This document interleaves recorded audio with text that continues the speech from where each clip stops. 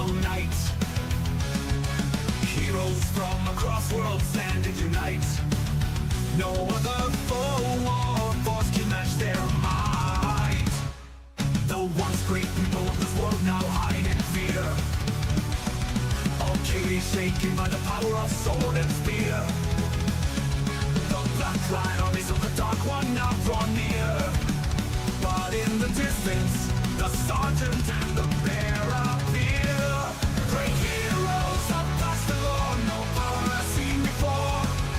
We spread far across the sky, marching across the great divide to save the world from deterioration, to end the age of annihilation. Great heroes of past the law, no power has seen before. We spread far across the sky, marching across the great divide to save the world from deterioration, to end the age of annihilation. Legions of Rome stand and let their arrows fly. The roaring of dragons and machines pierce the sky. Secret agents and the generals they defy. Swarms of orcs and samurai raise their banners high. In the wake of death, only one man stands alone. The sergeant raises his sword, high silver shone. He condemns the chaos worn on his soul. He stands longing for the day he may return home. Great heroes of past the law, no power has seen before. We spread far across the sky, marching across the great divide to save the world from deterioration, to end the age of annihilation.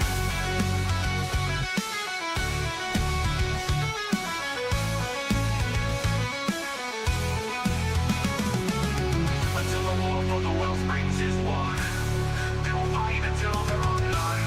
But Achilles will stand alone as one, and the bloodshed is finally done. Great heroes of past the law, no power has seen before. We spread far across the sky, marching across the great divide to save the world from deterioration, to end the age of annihilation.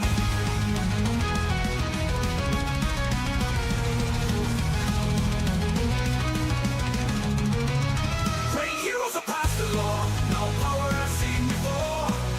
We spread far across the sky, marching across the great divide to save the world from deterioration, to end the age of annihilation, to end the age of annihilation,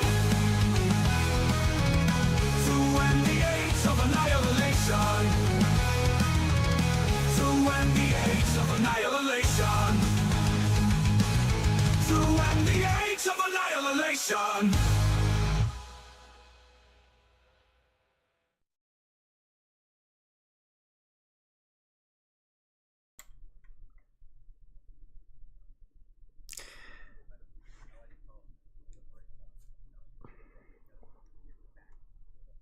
Welcome to ToV Live. It is Valhalla time. Hi guys, how you doing? Your skateboards. Who says first? How are we doing? First. Hello Midnight. Hey there. How are you doing? Hailing from Pennsylvania. I know that because I just gave that person a prize, and yeah, a couple extra goodies too. So yeah. Congrats. Yeah, congrats Midnight. Again, that was from our 10-year anniversary stream. Anyway, hello everybody, welcome to the ToV live stream tonight. I'm Ryan, aka Tales of Valhalla, and I have with me tonight Jeremy, aka Crowtone, aka Elysium Cullet, aka the man works for Renegade, and so he's done some of this stuff, which like kind of like on last Sunday kind of left out because I really wanted to dive into the lore, but I knew it was going to be really impossible with a huge panel of people, especially with opinions flying everywhere. And I talk so much, and it's hard because it's like there's so much to say. Melon Man Studios, how you doing? So what me and Jeremy are going to do tonight, which I typically do Cool stuff. myself, is read through wave 4. I've done this with previous waves, and I'm gonna like read through the lore, and then probably Jeremy's going to give his thoughts on that too after read through the lore. Then we're going to read through the stat cards. I'm very excited about this stuff because it's a celebration, because some of you might not understand literally the past 10 years how much time and effort that me and Jeremy have built into leading up From to, childhood. especially to this past weekend. I mean, me with my skills in stop motion animation, and Jeremy with his skills on building lore. I mean, I had a dream to actually have like a company contact me and be like, "Hey, we want you to do this for us." And Jeremy has had a dream for like even longer to have a company be like, I can even show it too. yeah, So. to do lore. I So still have it. yeah, so it's great. So just to lead off that weekend, we're gonna get to this stuff in a minute, but yeah, Jeremy, what do you have to say, sir? What do you have to say? This is just, well, yeah, there's a lot. Mhm. There's a lot because it's like this has been, I mean, okay, all right, I gotta process because it's exciting. First of all, Mm. let's just put it out. Let's put out the energy here, right?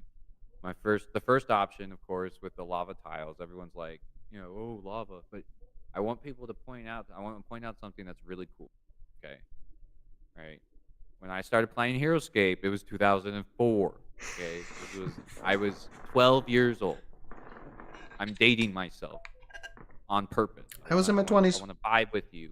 I want to vibe with you from a personal level. I was 12 years old when Heroscape came out. Okay, 2004, 2005, 13. I guess that's how the numbers work. Yes. So I want to say that's when the lava set dropped.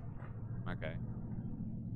And if you remember, lava was a Toys R Us exclusive. Mm-hmm. Okay. Now, if you understand how that works, marketing deals and whatever, business deals, Hasbro, that whatever, you could only buy it at Toys R Us. Okay. Now, naturally, that would have been okay if Toys R Us stocked it. Y'all, do you know how hard it was to get it back then? It's still hard to do. I mean, it's like, and you got to pay like thousands. And I was not thousands. I but was a lot of money. 13 when Yeah. it came out. Okay, I was 13. What money did I have to go and try to hunt this thing down? $40, Never stock on dude. the shelves. It was just And then $40. when it showed up on eBay, it was just like, and it used to be $20. But the thing Oh, 20, was, okay. because it stocked so rarely, right? And I love y'all, community, right? Whoever was those individuals who played it back in the day, right? Me, the 13-year-old boy who could never get the lava tiles because somebody would buy them all up every single time they would stock them. I don't know who you were. I love you, but also, bruh. So here's the thing. Lava was very difficult to get even back in, and I remembered that. But starting Friday, you all now know that lava will be accessible not only to every market that wants to go for it, right? From the Renegade web store and every local game store. The local game stores can stock lava tiles. Just take that and absorb it. Boiling tension. It is just, that is one of the many things that is part of this story arc that is so cool. And I want you all to feel that because there's so much passion has gone into this because they've been able to get these new things that haven't been part of the market in such a long time. And now not only is it part of the market, it is far more accessible than it's ever been. And not to just Heroscapers, but D&D players, Battletech, all the players out there who love using this type of system, this modular system out there. They get to use that lava set for their games too. Heck yeah, dude. It's awesome, right? And that's just one of several things that's part of this offering. And I'm like, yeah, like, let's go, right? Yeah. It's like, hype it up. There's so much to get into tonight, and so many things. Like this is going to be like a nerd out session. It really is. It just I wanted to be excited. Yeah. So I was like, yeah, and then yeah. so So I'm a very hypey guy, right? Mhm. Like I will admit I tend to be very energetic about Mhm. pretty much everything, and not everyone can match my energy, and I Right. respect it. It's okay. I just think a lot of things are cool. Yeah. Look behind me. This is cool. Oh my gosh, right? Dinosaur, orc riding dinosaur attacks dragon breathing fire, skinless alien with plasma cannon. Come on. Yeah, and We love this stuff, man. This is how the game works. yeah, and I want to make a point in a second, but I do want to say hello to Bill Flint in the chat. They're saying hello all. The character lore and stories really make the game more interesting. Exact, and this is one thing. A narrative, a lore narrative, can really attract an audience to want to be invested in a game. That's one of the reasons why I do stop motion stories with Heroscape, because if you don't, I mean, you might have like some stories written in the book, but when you visually see that on a screen, you start becoming invested in those characters. I mean, that's why when people play Star Wars, like say if there's like Star Wars miniature games, because I know they're out there, you don't play them just because you have a miniature holding a laser gun. You play them because they are Star Wars miniatures, because they are Luke Skywalker, because they're ATSTs, because of all these things, because there's X-wings and B-wings and TIE fighters and such. That's why you're invested. If they would have been something else, you might not be as invested, but you're invested because of the story that's being told, and usually the visual story that's being told. So and may I use that as a segue to kind of explain one of the topics that was kind of rough to start on in the previous show. Sure. If you don't mind going to the promos section with the Raylan bio. I actually do want to start with that, if that's okay. If you want to start with that was the one that. Okay. You want to start with Raylan? It's important. That's fine, because we started with last Sunday. We can go backwards again. I want to this is important. It starts there, y'all. This is. Yeah, that's fine. I don't mind diving into it, because that Raylan story is important. But I do want to make one point before we do it, because I noticed something. Yeah, Melon Man Studios lore makes the world a better place for sure. No, it's my job. And this is something that's kind of like it's like a hard transition, but I noticed that sometimes, and there's been complaints about this before, and this is something coming from me, and it's my position, and it's just something that I try to get people to understand, because I know there's complaints about saying, that some of the things being released, some of the units being released within New Heroscape, be it Age of Annihilation or whatever, that's not real Heroscape. Heroscape is what we used to have. These units that we used to have, and that position has been told up the wazoo, basically. I mean, if you don't know, you are. Again, dating myself, I was there at the forefront of the D&D experience. Okay, I was there with y'all when it happened. I remember how annoying that was. Okay, and I even went out of my way to help with that situation, which we'll get into, right? Because I want to explain it. But I was there. I remember when they started saying, "Oh, this is just D&D now." I remember that, and I didn't want to do that to y'all. So there was some dedication to this. I promise. Sure. And so my point is that with Heroscape, inside the narrative is, and you were saying this to me before the show, this is the battle of all time. And this is the battle of all time throughout time, space, and basically multiverse. It extends everywhere. And because of how the game plays and how it's built, you can play anything. You can make a stat card out of anything, and that is the beauty of Heroscape. That's one of the reasons why I'm attracted to Heroscape, and I'm attracted to Heroscape lore, because literally you can conceive of anything coming from anywhere, and you can assemble it to battle on Valhalla for the battle of all time. So I don't know why the argument is that these things aren't for Heroscape. Why not, when I just solidified the fact that anything can be in Heroscape? And I'm going to do this example again. This paint bottle you can make a stat card out of. I mean, There is a possible way to do it. People do this all the time, and I remember that being just part of the fun, mhm. right? Obviously, and you may disagree, and Yeah, I understand and that. and it's But the fine if you do. game, like, it's even in. Oh my god, I don't know if I'm pointing you right. Look at the logo. What is the bottom? Yep, battle of all All time. time. It's always been part of the brand, Mm-hmm. right? Now, with that, oh, I had a point and I lost it. No, That's but fine. I will say this, Ryan. It is appreciated that you're saying that because it's Mhm. like I just want people to know that's the whole goal is to continue the spirit of Battle of All Time. And I have one Right. thing I want to share. I remembered that helped me with my own effort in this game. Right, was back in 2022 when the crowdfund was active and we were trying. I know, right? It was rough. I remember that too. Mhm. I was there too. Oh my gosh, I was at all of these events. I was at like you guys don't understand. I was here from day one. Okay, but I was there too.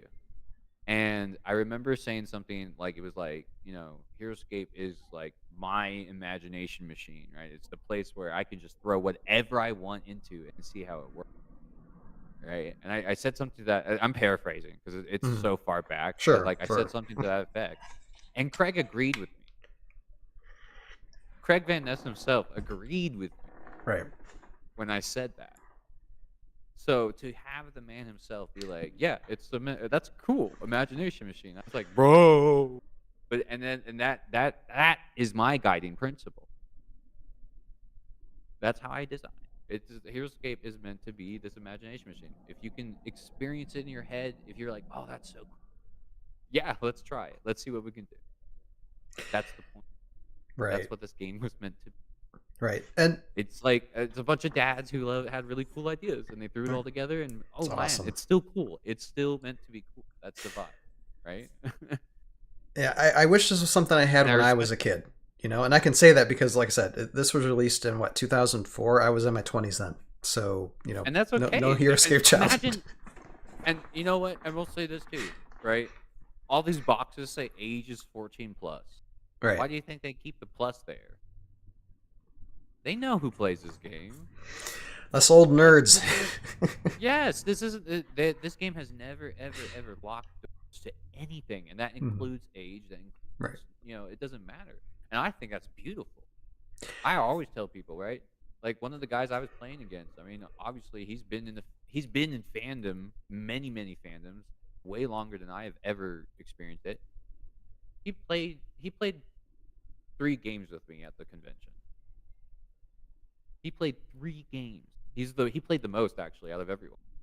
And he was actually planning to come and hear my lore story too, because I told him I'd give him another ticket if he listened to my lore. He was planning to do that. He wanted to hear me lore rant. Mm-hmm. We just didn't have enough time. But this man, yeah, obviously this man, he's much wiser and everything. He played 3 games with me, and it was such a good time. There are no limits, man. Yeah, Or I should say, the limits are placed by you, right. because And this is the battle of all time. And to counter to my argument a little bit too, as well though, Slugscape made a great video about the 3 pillars of Heroscape, and I recommend anybody who knows Slugscape or wants to subscribe to Slugscape, watch that video because it gives a better perspective on that side, showing like the balance between like fantasy, sci-fi, and historical. And I don't think all of that is exactly set in stone, but he has a pretty good point when it comes to that. So I mean, I do want to give that side that option, because that is a argument you can discuss. But And counterpoint to counterpoint, nothing's off the table. right, Once again, it is the battle of all time. exactly. You just have you have to understand there are things behind the scenes that take time. That's it. Right. From And my perspective, I only ask that you have patience. right, Simply that. patience. It's going patience, to be patience. so cool if you're willing to wait. Oh my I goodness. promise. Stuff. I mean, and everybody understand too. Development takes time, and a lot of things happen behind the scenes. Development takes time. I know a Development takes time. slightly tiny bit of that. I understand that slightly tiny bit of that.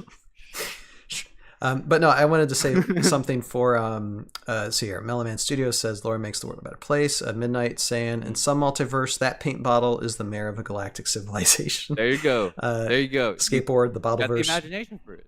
See bottles. See, just now have it do a bottle squad army. They go. Bill Flint saying Heroscape crosses time and universes. That you can have the same person from different universes that live different lives. Exactly, and we talk about that too. If you can imagine it, it can fit in the game. This game is meant to be, once again, if Craig agrees with my imagination machine metaphor, which was what I was going for. Mm-hmm. Yeah.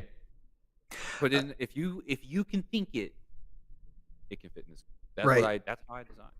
And actually, Jeremy, I know you want to cover Raylan first, but I just remembered Q11 got an upgrade in its lore as well, though. See, I didn't even get to talk about him. And so we need to talk about him. And this one's a good one. It is. I have actually. This is one that I read, so we can reread it.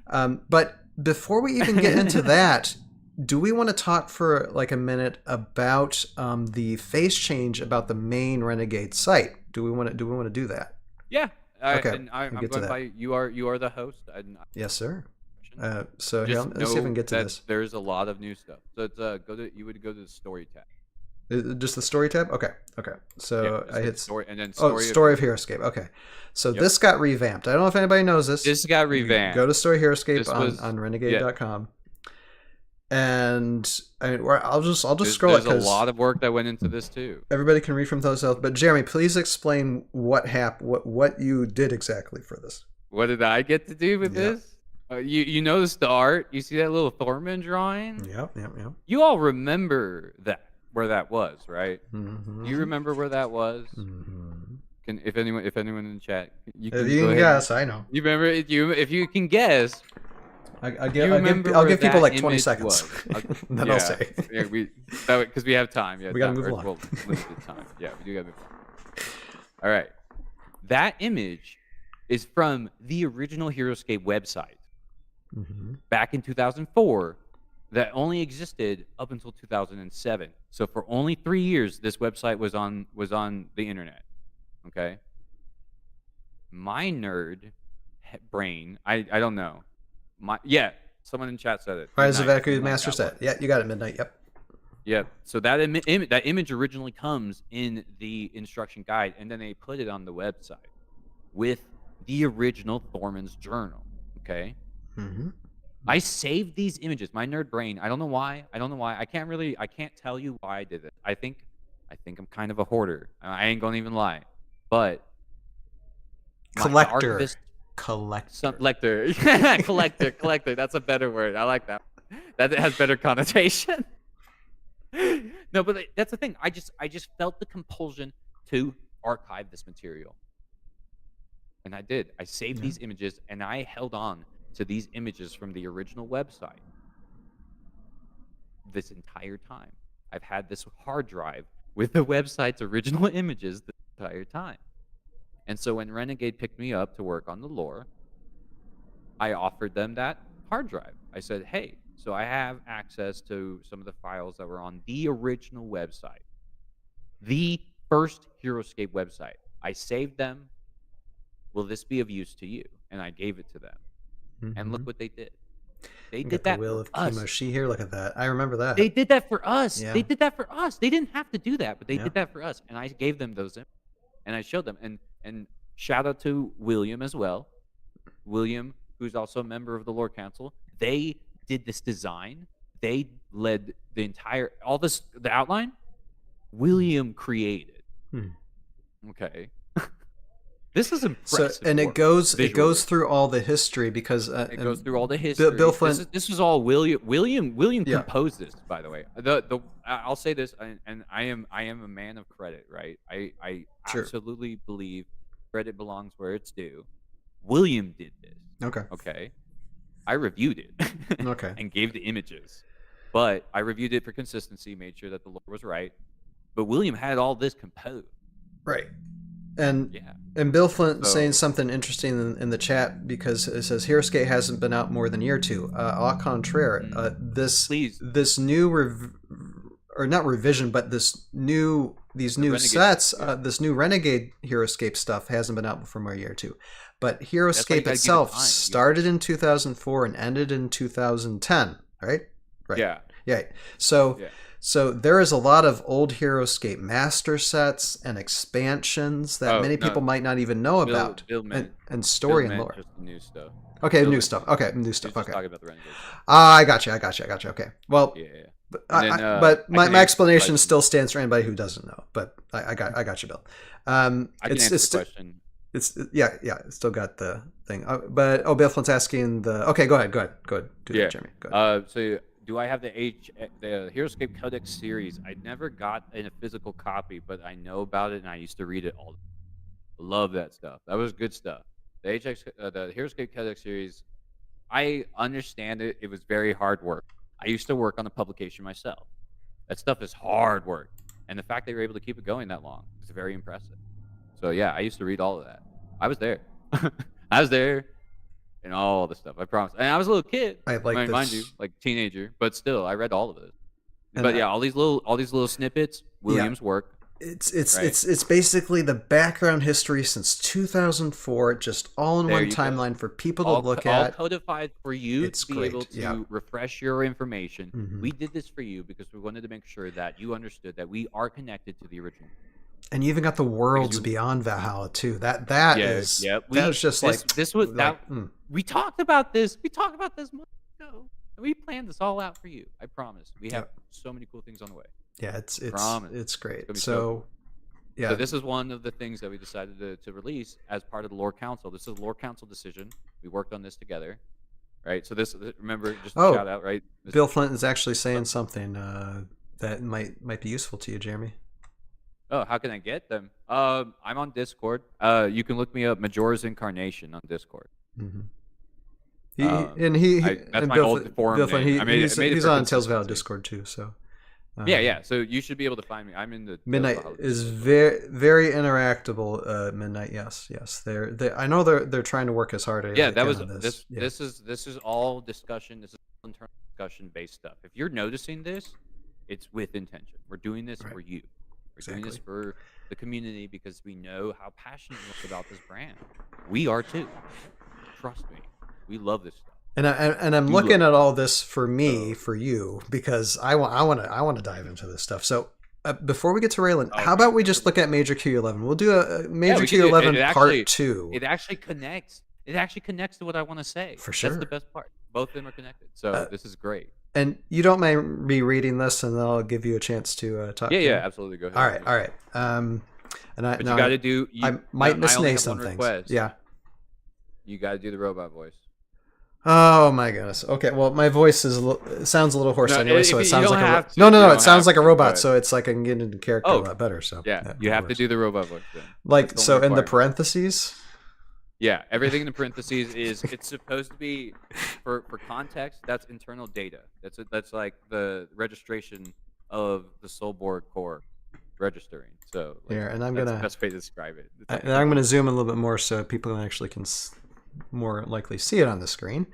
Okay. Let's see here. Soul core initialized. Power cells online. Environment scan complete. Organic life forms detected. It sounds like a little lazy robot. I'm just going with it. Task. I was like, man, Q11 does not want to be alive right now. Verify with Isadora. Is it Isadora? I think so. It's Isadora. Okay. Isadora. Yeah. And I need Chat GPT and apprehend No. meridians. Verification with Isadora unsuccessful. Updating task. Exterminate meridians. Armament array initialized. Plasmatic cannon charging. Wait, cries the organic, with his hand raised. His metal is only an outer shell. A helmet and armor. Major Q10, you are safe. Searching memory bank. Designation. Major Q10 not found. There is a second organic. Her skin is blue and her eyes crimson. Her wings are clad in feathers and razors, and the spear she points at our chest plate hums with a deadly inner technology. The message is clear: stand down. Instead, our plasmatic cannon burns brighter. Does he not remember us? Says the man in the armor. Do you not know me, friend? ZD designation, friend not found. On their homeworld, they are melted down and reforged, reprogrammed. They forget the life that came before, says the winged woman. I told you there were no guarantees. He is remade, the 11th design of his series. This is such damn good stuff. The man steps closer, despite the glow of the cannon. Major Q11 then, he says. I'm named Sonlin. I'm your friend. This is Queen Kyrian. She is the one who reconstructed you. We are not your enemies. Please, lower your weapon. Terminal processing error. Memory bank fragmented. Great Forge of Tarata programming fault. Diagnose fighting pit Z13 task exterminate Sergeant 46 mercenary. I am Vidar. I am Vidar. I have brought you to Valhalla for a purpose. I was created to fight, and so I do. Shiori must drink or she will die. Enough! Memory bank files corrupted.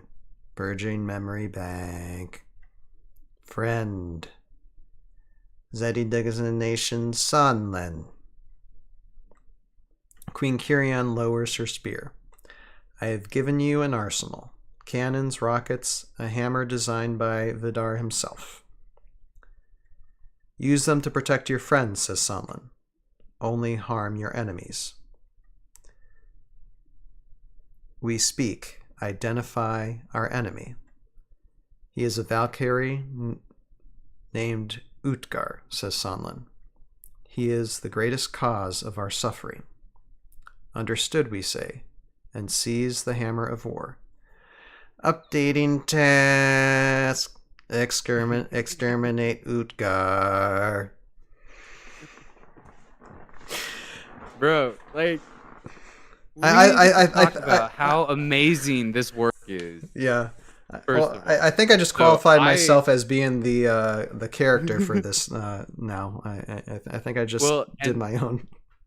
No, honestly, there was a part when you started having that voice break, and then like it sounded like you actually were getting corrupted. It worked. Yeah, it worked. Yeah, because this is what's being told in the story, right? According to the narrative, right now, they have it's sad, man. Like I actually started tearing up. I'm not gonna lie, because I got some questions too. Yeah, about this. Well, first, who's Isadora? Okay, so if you remember, the warden character. Let's see. Make sure I get the numbers right, because I always mix them. Oh, darn you. Warden 816. There you go. Warden I keep 816. saying X17. It's 816. Warden 816. He is the only figure that was summoned from a planet known as Isadora. Oh, okay. Right? And so Isadora is a planet that was mentioned in the Blastotron's bio. Okay? Okay. And the Blastotron's bio describes it as a prison planet. So this is deep Alpha Prime referencing, right? We're referencing the core material behind Alpha Prime's original design with this bio, okay? Because the way Alpha Prime is described in the Blastotron's bio is that it used to be called Meridian. It used to be Utopia, right? They solved every social ill with technology. They created the Robota, and the Robota would do everything for them. They never had to work. They never got sick. It's perfect society because of this robots. But then the one time happened when the guy was like, he tried to preserve the life of his child and put her soul in a machine. Mm-hmm. And thus was born the Soulborg. That's how they tell the story. This is from the Blastotron's bio, right? So using that referencing, right, we learned that three millennia pass after the first Soulborg is born in the lore, right? 3 millennia pass, and then the Soulborg have completely taken over Isidore. Or dang it, there's so many names. The Soulborg have completely taken over Alpha Prime, but it was called Meridian. The planet was called Meridian, and they changed it to Alpha Prime.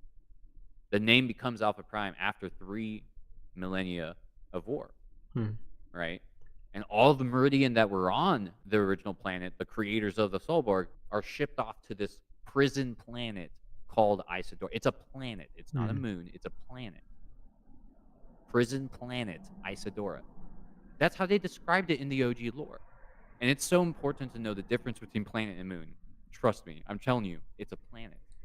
The Alpha Prime lore has interstellar travel between Alpha Prime and this unknown planet, but only one character came from that planet before the game was discontinued. I don't know what their plans were for Isidora, but it is a prison planet, and that's where all the Meridian are right now. And so we decided to reference it because it's part of the main core lore of Soulborg. Sure. And thus, in doing so, we want to make sure you know that we're reading our content. We were making sure we were referencing the right stuff. Isidore is a prison planet. I swear, I will link the Blastotron bio. I have sources, homies. I believe you. I believe you. Promise you. And again, and if we need citations, I'll say this much. I was the admin of the Wikipedia since 2016. He was. Okay. He is. Trust me. Yeah. I know what I'm talking about. I don't want to fight, but I have a question too about let's see here, because there's some interesting things before he purges himself. Like, is he talking about stuff that happened in the past? Because fighting Pit Z13, exterminate Zarjan D, like Shiori. Do you want to know where this that thing about came Shiori from? is interesting. Do you want to know where? Yeah. Okay, let me sort. We'll go through it one by one because this is a timeline. Y'all missed the timeline for this character. It's so cool. And again, huge shout out to creating this. William did a masterful job with this piece. Right? I am a literature fanatic. Right? I love writing. I love writing. I love writing. I meant to say reading, but I said I love writing. I love writing and writing. But no, that's the point, right? That's been my whole life. So it's like when I got to read this for the first time, the joy that erupted from my soul, right? This was so good. I was so excited to get this out. Right? Because that's how the lore council works, right? We each get various assignments. We pitch our work. Everyone reviews it. Then we submit it together. So this isn't just a one-person thing. All of us are doing this in collaboration. There are multiple voices that are behind these pieces. Multiple people review them. And we're all like super excited to tell you the story. And this is how we're doing it, right? So now with that, let me go ahead and get this timeline going because that's what it is, right? So first I need to tell you this is why we have a podcast, right? The context. I need to give you context. Do you, and this is to Tails, do you remember the Lost Webisode script fiasco that took place at some point? I talked to you about. I remember discussing it. I remember talking about it. Explain in detail. Yeah, I remember talking about it. Yeah. So I'm gonna do a TLDR because of the sake of time. Back in 2011, when Heroscape had already been announced that it was going to be discontinued, so the fans started going on this huge dive into any access of content possible. Right, a lot of people started archiving as much as possible. One of the problems we faced with this archiving effort was we couldn't find the original webisodes. They were missing. They were deleted. The website had already been nuked at this point. We don't know where that went. And unfortunately, the only copy that exists is, in fact, the one I uploaded to YouTube all those years ago. It's bad, and I know it's bad, but that was all that was left. You don't understand. There was nothing left. When Hasbro said no, it was just we couldn't cut get everything it. off. Yeah. Yeah. And it's just, but we have those memories, and there are people who have those and archived as much as possible. And I was one of those people, right? And while we were trying to find these webisodes, someone I can't remember. The thread is up there, by the way. If you guys want to go check it out, it's pretty cool. Look up the Lost Webisode thread or something like that. It's still there. That's the cool thing about Heroscapers. It keeps our history archived. My discussion back all those years ago is still visible today. You can go read the stuff I said back then about the subject. But somebody who I cannot quite cite at the moment, I don't remember, posted a direct link to a PDF file, and it was just like, oh hey, I found one of the webisode script. That was I mean, paraphrasing again, but that's what it was said. And I was like, oh wow, that's cool. I checked it out, and I started reading this thing, and I was like, what the? This script was jam-packed with so many references to lore that never existed in main canon. And this was the first time any of us had seen it ever. Right? And this was the crazy part because it was in 2011, right? But the script was dated 2006. I was like, we missed out. Because this webisode, and it's still, again, it is still available on heroscapers.com right now. You can go there right now and download this webisode.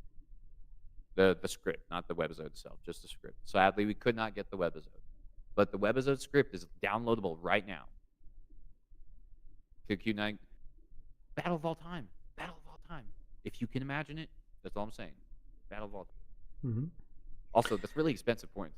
Good luck. I was like, good luck trying. I don't think that would play very well. I see there's some questions. And we'll get to you guys' comments in a minute, but we do want to. Those are more mechanical. I will say this. Yeah. Those are more mechanical. Yeah. I do not really handle that so much as I do. Right. I am narrative man. If you want narrative questions answered, I can do mostly. By the way, hi Colby Harkins. Welcome to the stream. Right.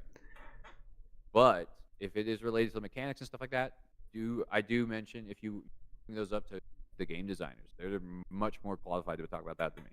You know, when I play the game, I'm so casual it's bad. So please, as far as mechanics go, I'm not much help with that, but I am the lore guy. I'm here for the narrative. We got that I got you that. Right. And this is another part of lore. This is my last thought too on this is the fact that now we get to the present Age of Annihilation time at this moment where the lore is we're getting to. So we're re-resurrecting now Major Q11. Sonlin's there, Queen Curion's there, resurrecting him. What does Sonlin want him for? Is this going to be now a new team up happening in the future? I mean, I'm just you don't have to answer these questions. I'm just asking myself these questions. You know, it seems like this is why we're asking. This is a setup. You know. This is why we're also asking for patience, because you have to remember the scenarios that drop every month are all for updates. Which I read through too. So. Yes. And we're about to get another one too, because like next week we'll probably be getting March, April, May, June, July, August, September. That is every month you're going to get a new update. 12 scenarios all we're asking is patience. I know I may sound a little flippant there. I'm sorry, but I'm just saying there are 12 months in a year. That's 12 scenarios a year. That's 12 lore updates a year, guaranteed. On top of the character bios, on top of the content that comes out. Come on, y'all. I promise you, we got this. There's some cool stuff on the way. For sure. And Bill Flint is asking us, what happened to Q10?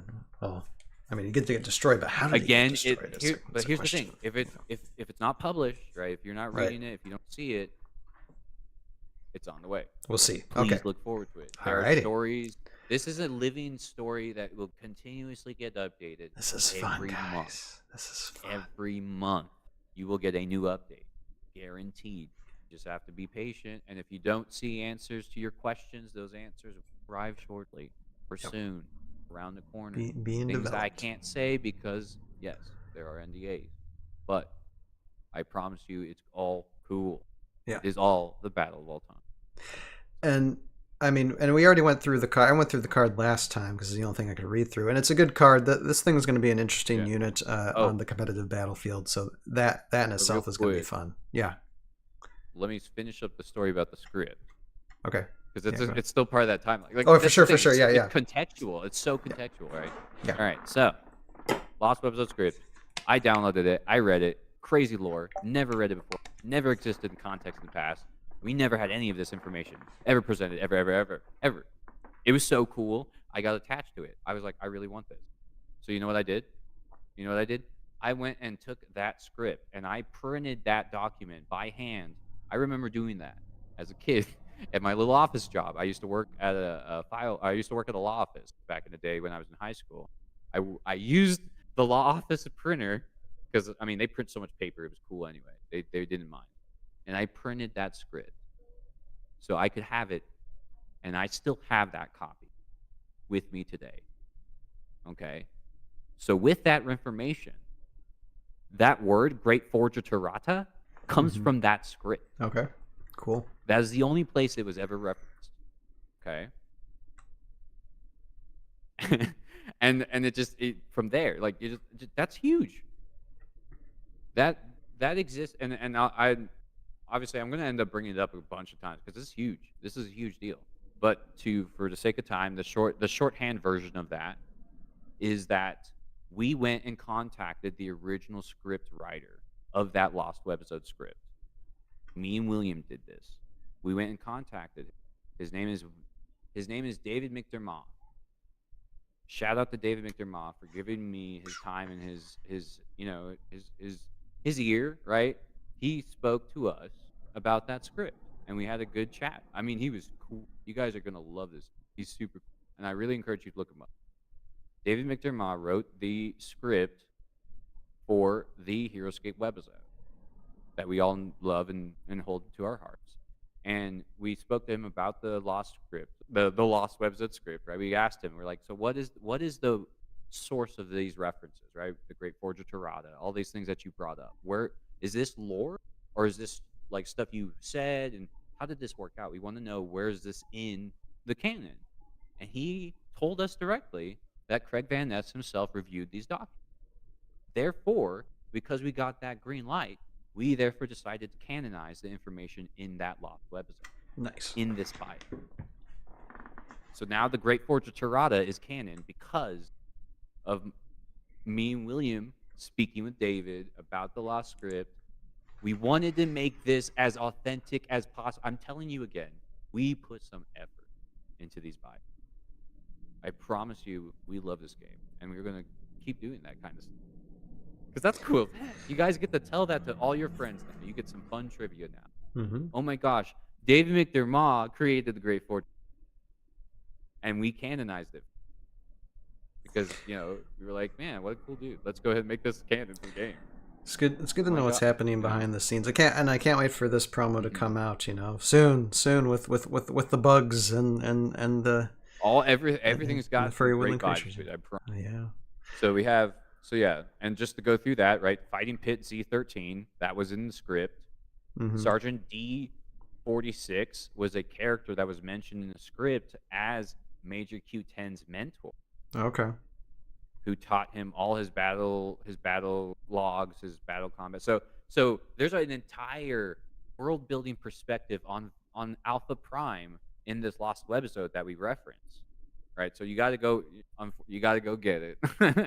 You got to go if you want. It is on heroscapers.com. I know it's on there because I personally got Zorloff. I personally got Zorloff to upload it. Nice. Like that was the thing. Zorloff offered to upload, and if you know the name, right? Zorloff offered to upload it because I didn't have permissions to upload the document that I had printed by hand. But I was like, I'll scan it. And then Zorloff uploaded it, and now it's available to the community. You can download that script right now, so you can learn what the Great Forger Tirata is. Right? You can learn what the Fighting Pit reference is, all that stuff. That's all referencing the script that has the most information about Alpha Prime that was available in 2011, aside from the Blastatron's bio, which we also referenced. Right? This bio references both of them. And then, so the sergeants in the script. The I am Vider and I have brought purpose is basically it's Major Q10's memory of being summoned, also getting moved. That's what I thought. Yeah. So this is why I kind of started tearing up because this bio is written like a tragedy. Q11's deleting memory. Right. And it's sad, but this is part of those like tragedies of that we into the story as well. Because remember, war is not all about it. Yes, it's about battle, but it's also about pain. Sure. And this is a very painful bio to think about because Q11 is deleting memory. Usually, character arc, I mean, involves going through stuff. So Roguescaper knows. Yeah, See, yeah. Roguescaper knows Sergeant about got the canonized. script. Yep. We canonized. Yeah, we did that for y'all. We Yep. canonized Sergeant D46. That's great. D46 is now a potential, like, is in the mythos, but everyone is like, when he's going to become a character. You just he's in the story now. We gotta wait. You gotta wait for that. We don't know those guys, right? Can't throw everything out at once, guys. Just please look forward to enjoy the moment as it is. But everything, like the stuff we were able to get out is in, like I am through that I was able to spearhead the effort to get this script canonized. Like, like come on, that's insane. That's such great. a cool opportunity. Yeah. Well, and William was able to put it in the bio. Was it? And then you did ask about Shiori, so that's the last part of this mini timeline. That's in Thorman's journal because Major Q11 protects Shiori from dying in Volcarian Wasteland in the bio. Okay. If you remember when they were in the Volcarian Wasteland, they were running. She fell ill because of the ash, and he had to carry her through the fire. Okay. Major Q11 did that, right? Because Q11 was the embodiment of mercy. Or not Q. Dang it, Q10. I hate numbers. Yeah. Q10 was the. No. Well, he's thinking about his past self. You know, he's thinking about his past self. But yeah, he's thinking about his past. There you go. Yes. So Q11's thinking of his past self as the embodiment of mercy. But because all that information did not resonate, he deleted it. That's interesting. So, yeah, it's this man. William is genius storyteller, and I like it how it just as something to read through too. Even for me, the first time, it flows well. You know, it flows very well. Like I could literally just take this and put it on a script and then just animate it and do the voices, and yeah, that would be they wouldn't have to change much really. Bill's got great questions. I'm watching on the side as well. Right? So Bill, I promise, if you're noticing things like that and you don't see it published, hold on to that. That's stuff you get. Please look for. That's the point, right? It is a living story. It will get updated every month. New things will come out every month in the story. We can't promise new you obviously can't promise new minis. That's insane. I'm just, you guys, come on. But the lore is flowing. Yeah. We got great story options. Fluid story. So please look for it.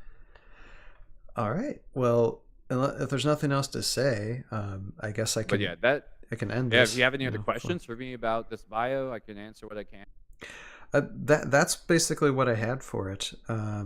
So yeah, and so that's taking a look. I covered everything I wanted. This one because it was really cool, honestly, to be able to canonize that script. That's a big part. This is what the bio was able to. That's cool. So that's taking a look at the second half of Major Q11 and looking into his lore. And let's move on to then. It's only taken an hour to actually get to Wave 4, so that's a that's a yeah. Go ahead. Do you see what I know? Yeah. No, it's fine. You see what I know versus what is present. Like people are looking at just like, oh, that's bad. Oh, that doesn't look great. Look what I was just able to tell you all about one bio. And before we get into Raylan, there's one thing Bill Flint was saying. Cool Renegade Heroscape is giving free story subscriptions. Well, it's free scenarios every month. It's free. It's downloadable for free. It's awesome. Yeah, it's great. This story is updated for free. The content helps keep it going. Obviously, right? That's what the whole. You gotta make money on the product. And Bill Flint saying this might sound crazy, but looking forward to more lore than figures. Well, you're in the right spot, my friend, because that's what this YouTube channel's about. That's my job. That's my job. I'm literally doing this. Thank you for saying that. Yep. I can deliver. I promise I will do my absolute deliver. And I hope I can show that because I know I put my effort. And Roguescaper's asking, what's the relation of a soul to a soul board before we get into Raylan, if you want Please look forward to it. Please, again, hold on to those questions. They're Okay. great questions, but if they're not answered right now, please look. Okay, I promise so you the so stories to TBD, Roguescaper TBD. All right, Raylan the Kyrie warrior. Now I'm gonna read through her lore. It's fun. Then we'll go through a stat card. But first, we'll talk about the lore of Raylan. The fourth viewing of Raylan here. Raylan, and this it's a story thing. That's why we're doing it. Story thing. Yeah, we're going through the story. So, and then we get to figure out now, like, what's been going on. You know, a little bit. We get to reach into that. So, okay, Raylan, the Kyrie warrior, and Raylan the Unshackled, Raylan the Free, Raylan the Reckoning. These names are whispered among the armies of Jandar and Utgar alike as Raylan takes flight alongside Leviatak and makes for Utgar's throne. And as she does, she remembers the years this path has taken. She remembers the day that raging bands of strange blue-skin warriors invaded Nostralund, and the blood of her father on Taylord's blade. The message that her mother, Girda, had died defending her forge in Salios? Kalikos. Kalikos, I pronounce okay. Kalikos. Yeah, that's how I pronounce it. Okay. That's not like that's my personal. Kalios, okay. The day that the Arch-Kyrie Jandar pulled her from the ruins of her village, and she swore she would have her vengeance. She remembers sparring with Jandar as a Valkyrie rose in the years that followed, until the day that he bestowed the Spear of Girda on her and pronounced her training complete.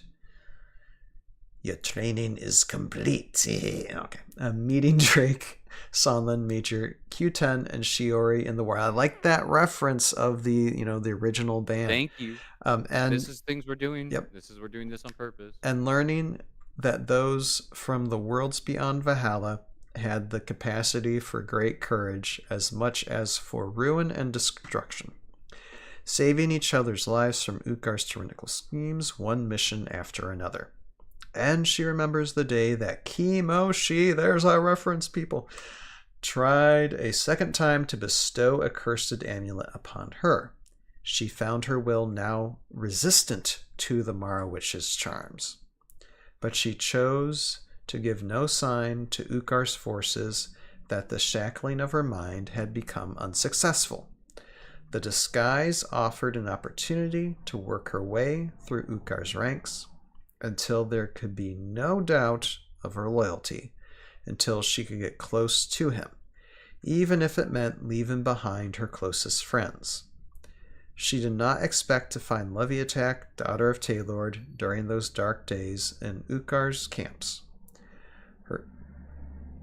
Her father had aided Utgar in laying waste to Valhalla. But Leviatak speaks of building a stronger future for the clans of the Kyrian Mountains. Raylan's bond with her has become strong over a year of flying into battle side by side, and their goals align for one final mission: to bring vengeance to Utgar's door, and to bring him to justice for all that he has taken from Raylan and from Valhalla.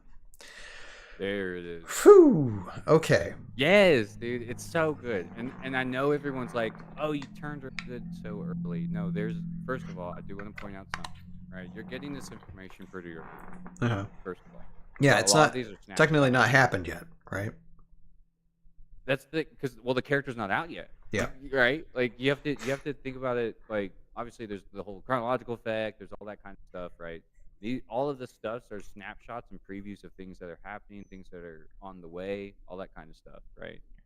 And so when Lee went live, she said specifically at the reveal, Boiling Tension, the story arc of Boiling Tension, 2 parts. Do you remember what those 2 parts were? No, I watched that thing twice, and I still don't remember. I still don't know what people said. It's my job. Yeah. That's not. I'm just saying there are 2 parts to Boiling Tension's story arc that people need to pay attention to. And remember, this consists of the entire thing, right? So this is all the upcoming scenarios, this is all the this living story, all that kind of stuff, right? 2 things: Volarok's arrival, right? Raylan's vengeance. Okay. Those are the themes of Boiling Tension. That's what's happening.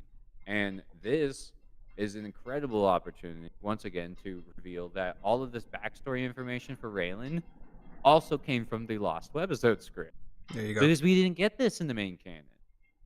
But it did exist at one point. It existed, and it was not present, but it was there. It was worked on. There was already backstory about this character that was just floating around, and we found it on this this webisode script. We talked to the guy who wrote it. He said what he said. He's like, yeah, Craig Van Ness saw this, so we're like, all right, boom, now it's canon, and we were able to get Raylan's backstory official. Mm-hmm. So, in her backstory, she lost her family to Ugar's raids. Right. Now you have what? Intention, motivation. Now you know why Raylan is fighting. All this time, she wants vengeance for her dead village. Her whole entire city was razed to the ground. Right? You gotta go get that webisode script. By the way, it's a great companion piece to all of these bios to kind of help understand the theme. But she lost everything to Utgar. Whole family, whole life. Jandar rescued her from trouble. To Jandar, Raylan was a symbol of hope because she was the only survivor from that entire raid that he found in the wreckage. And he raised her to be a warrior. But she has so much pain from her childhood that is now, for the first time, getting a chance to get resolved in this story arc. Hence the name, Boiling Tension. So, like, this is all playing out. And again, all of the stuff coming out in the next couple months, all the way up to August, right? Because August is when this drops, right? It's all in that bubble, giant containment unit. I don't know how to describe it, right? I'm a big metaphor sort of person. You have to consider each story arc from start to finish in one big old spool. And then once the last piece of that story arc stuff is finished, when the stuff drops retail, then the next story arc will introduce a whole other bubble of stuff. And then just that's how the story will tell, because it's a living tale. Right. Yeah, we're kind of like in the middle of it all. It's like we see her And intentions. right. We see a little bit of backstory. We see what she's planning to do. Now we need to see remember, what this war has been outcome. going on for 10 years. Yeah, outcome and redemption. Whatever redemption needs to Finally gets happen. vengeance after 10 years of war. Yeah, this is going to be big for her. And with vengeance, like, at what cost though? Because I mean, she totally had to go against everybody she cares about. There you go. Yep. And thinking about that is good, because that's how you engage with the narrative. You start thinking of how those themes play out in the story. Because yes, it's going to cause some, trust issues. But she did what she had to do. Why? Because she lost everything. Yep. But that was lore we didn't get until 2011. We didn't know that until we got that script. So we wanted to use that as part of the big concept. A lot of work, guys, the last 6 months got put into this. We worked really hard. Yes, we worked really hard. So, Heroscape. Rogue, I have NDAs, man. Yeah, don't have. Yeah, I'm ignoring those types of questions. What kind of question is that, homie? Bro, let me just ruin every plan. No, I'm not. I cannot answer any question. No way. But no, I'll just say, like, okay, and I know people are kind of razzing on the mini. I think it's fine. It's supposed to be based on the statue, which again, I just want to point out, when have we ever had a life-size statue for Heroscape ever? Please tell me when, because I don't remember. I don't remember. And that was a big hint last Gen Con last year too. And that was a hint. Yeah. No, that's so cool. So you might not like the design on the card. That's fair. But this particular mini is iconic because it's Yeah. literally the miniature version of the 6-foot statue. It's the Mhm. exact same Sure. shape.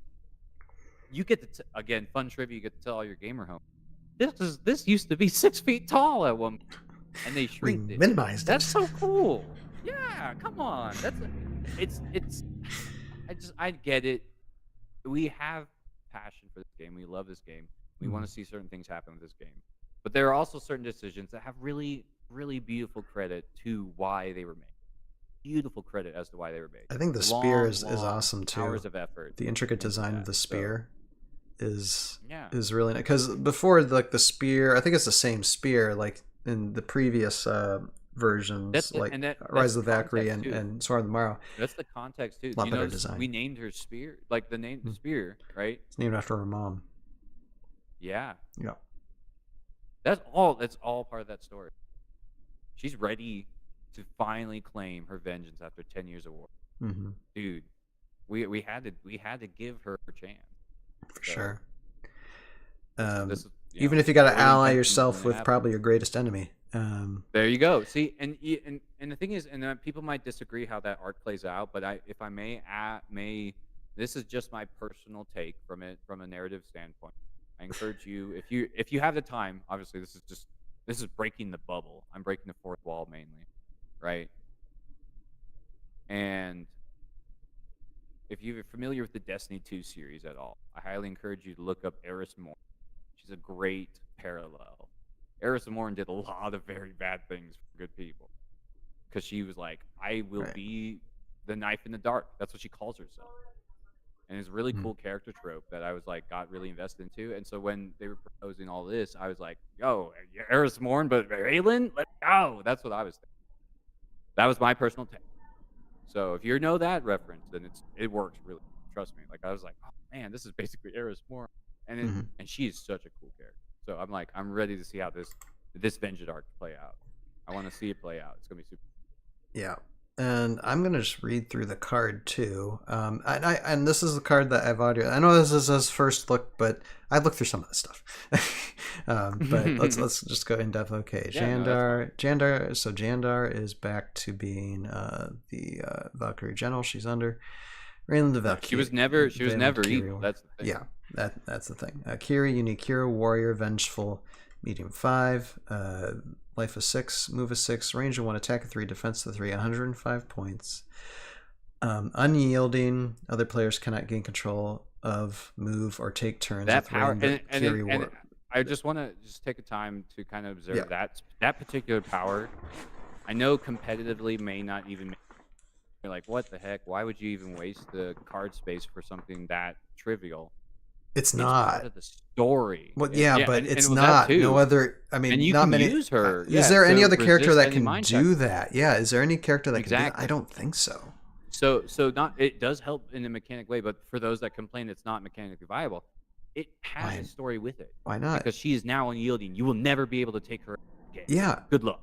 Yeah, and Dude, and it's just part of the that guarantees her miniature cannot be taken over either by any other influence from other cards that we could have or could have in the future. She's invulnerable to that type of control.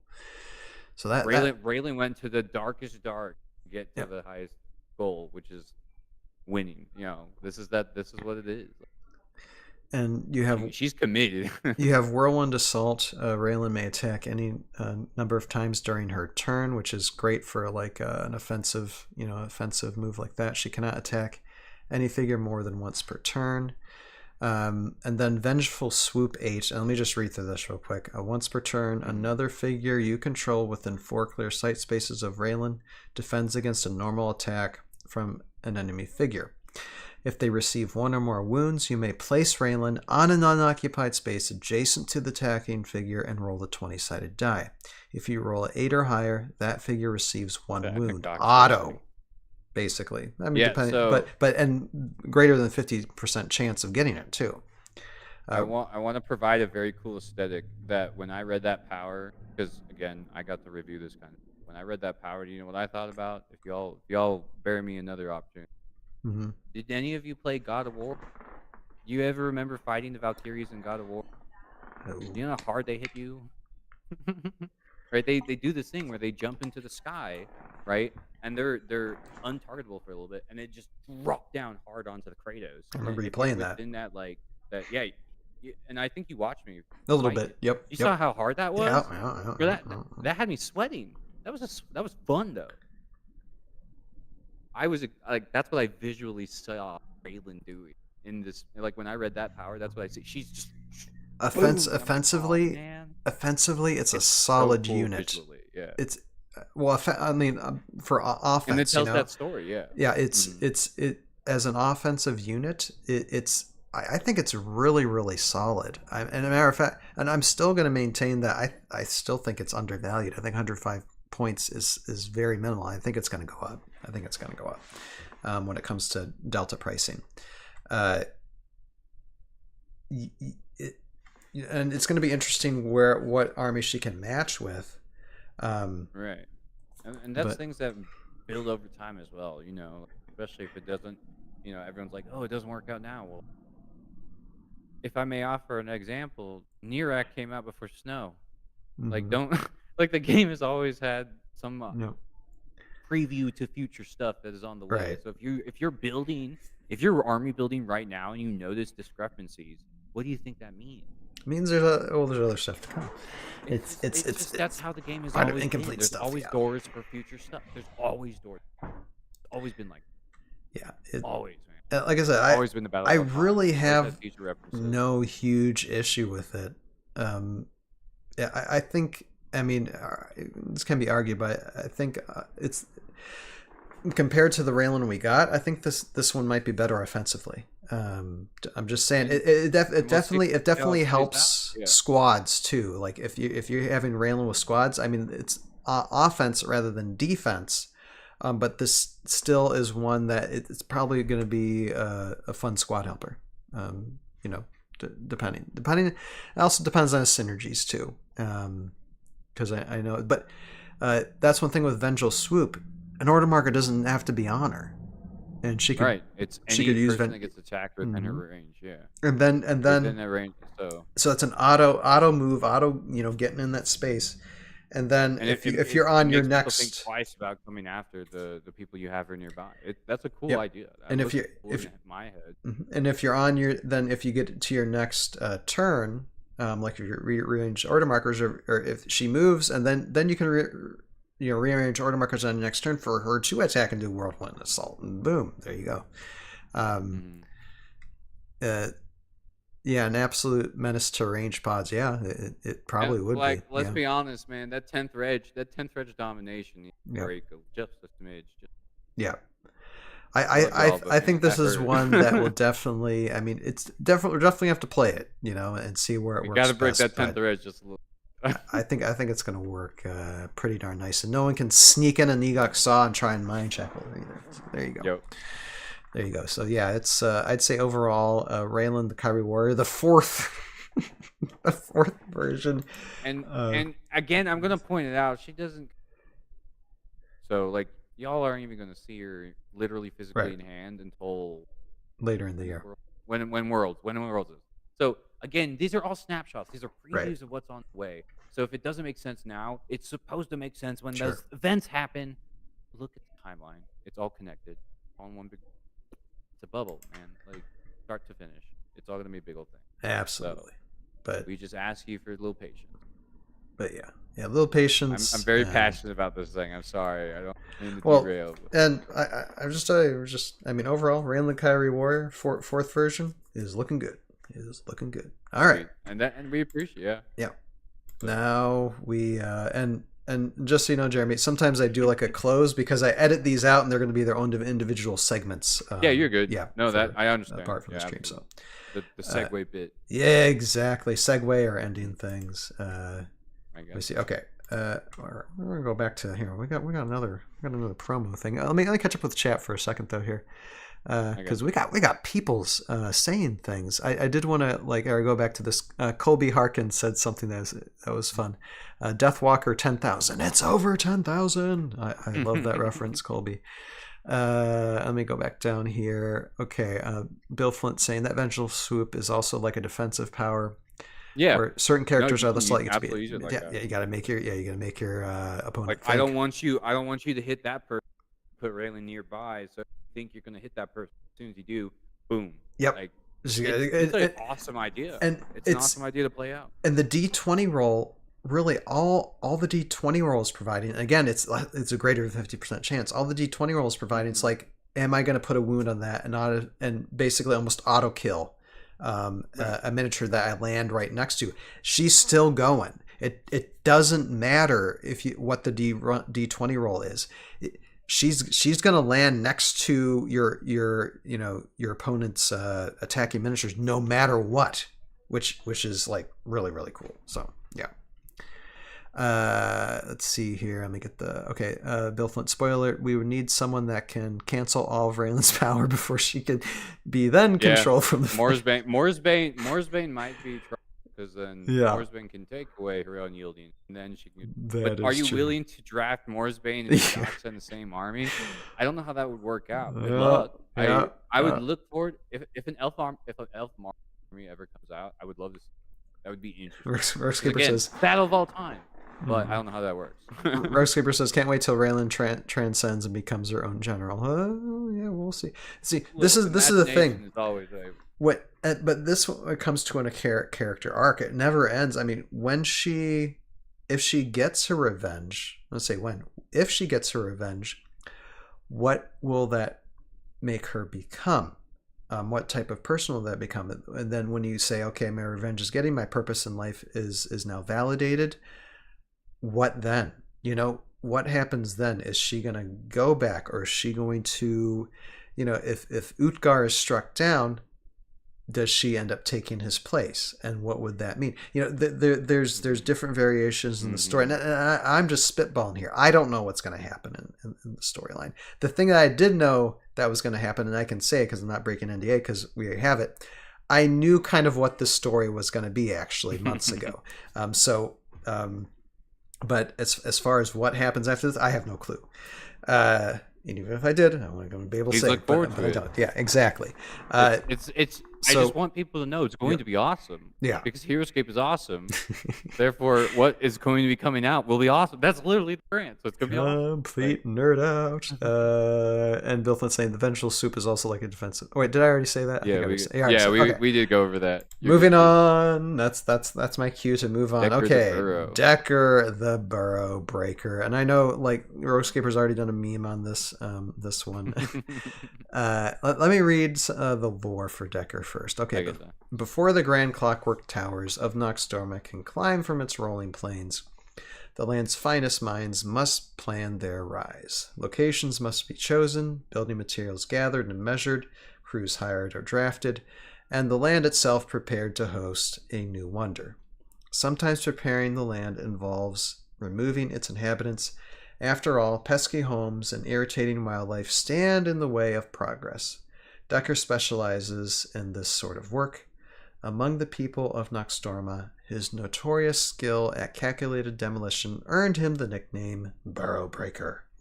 Here on Valhalla, he is the perfect choice to scout locations for Valerek's ambitious designs and clear them if necessary. Okay. All right. So, yeah, this one's really fun because there's a handful of things I do want to point out. Yeah, and everyone's like, "Whoa, wow, that one's tiny." Look, just let's be honest. Heroscape bios. But this is a promo. Multiple at the same methods, time, right? There's multiple methods of delivery. Yeah. And that's the thing. No, it still does a good job though. That's the thing I want to point out. What's the important things to point out here, right? You get some Noxdorma lore. Right, we're learning about the Noxdorma society just a little bit more, right? And now, if you remember, Noxdorma was one of the planets introduced in Age of Annihilation. So now we're able to we're starting to flesh that out, and you can see that here, how it existed back in that time frame, where the Vor had come from, right? Now, but you notice something here. There's a problem. What is specifically the problem? Yeah, they're talking about towers, they're talking about this industrialization, but in order for it to happen, things need to be broken down. Yeah. So this homie, his entire job is to destroy people's homes so they can build more cities. It's not great. No, he's not a Mr. Nice Guy. He's not a nice person. No. His job is to ruin your life, so the greater vision of the hegemony can be achieved. Right? We mentioned that name before, and yeah, I want you to like attach So, yourself to those themes and learn about that. Now I'm thinking, what if this is a look into Valorak's motivations? Keep those in mind. Yep. Keep those in mind as you read these, because if you get those hints, if you get those suggestions, doing these with it, right? Because what was the two parts? What's the two parts of Boiling Tension? Two parts. Valorak's reveal. Yeah. And so Valorak's arrival. Yeah, arrival. Yep. Raylan's vengeance. Yep. So yeah, anything you're getting for those vibes, hold on to those. There you go. Want to have those as things develop, because that's helping you understand the story better that we're tell. If that makes sense. Like if you're noticing that, good. That got you. I promise. Tell the story. For sure. And yeah, so we have this character who literally his entire job mess you up. Hey, guess what? The hegemony says that we actually need your. And before you get to even debate it, oh, it's gone. Why? Because Decker, the Burrow Breaker, is that efficient. Decker, the Burrow Breaker, doesn't take questions. I can Obviously, just. if he has a job, he's going to do the job. Yeah. He's hired to do the job. Boom, your house is gone. Like that's who he is. And right. That's the type of He's bold, right? So he's just going. Your stuff's gone. You don't. Yeah. And before I actually read through the card, just the drill drive special attack just reminds me of say if you're like looking at a terrain map, okay, and you have like one level terrain and then like a single level and then two levels up like two levels here, and you got miniatures there that have the high ground, and Decker just comes walking up, boom, and just and then just goes to the other side and then just wounds them all. Their height don't mean nothing because he can just drill right through them basically and just come out the other side, the same bottom level, but just like ripping through these guys. I just really like that. I really like that. But let me read through this. Okay, Valorak, Decker, the Barrow Breaker, Vorid, unique hero, champion, bold, small, 4, life of 5, move of 5, range of 1, attack of 3, defense of 4, 65 points. Underground movement. Instead of moving normally with Decker the Barrow Breaker, you may place him onto an empty, non-water space within 4 spaces of Decker that is no higher than 6 levels above or 3 levels below Decker's level. If Decker is engaged when he starts the underground movement, he will take any leaving engagement attacks. And then drill drive special attack, range special attack 4.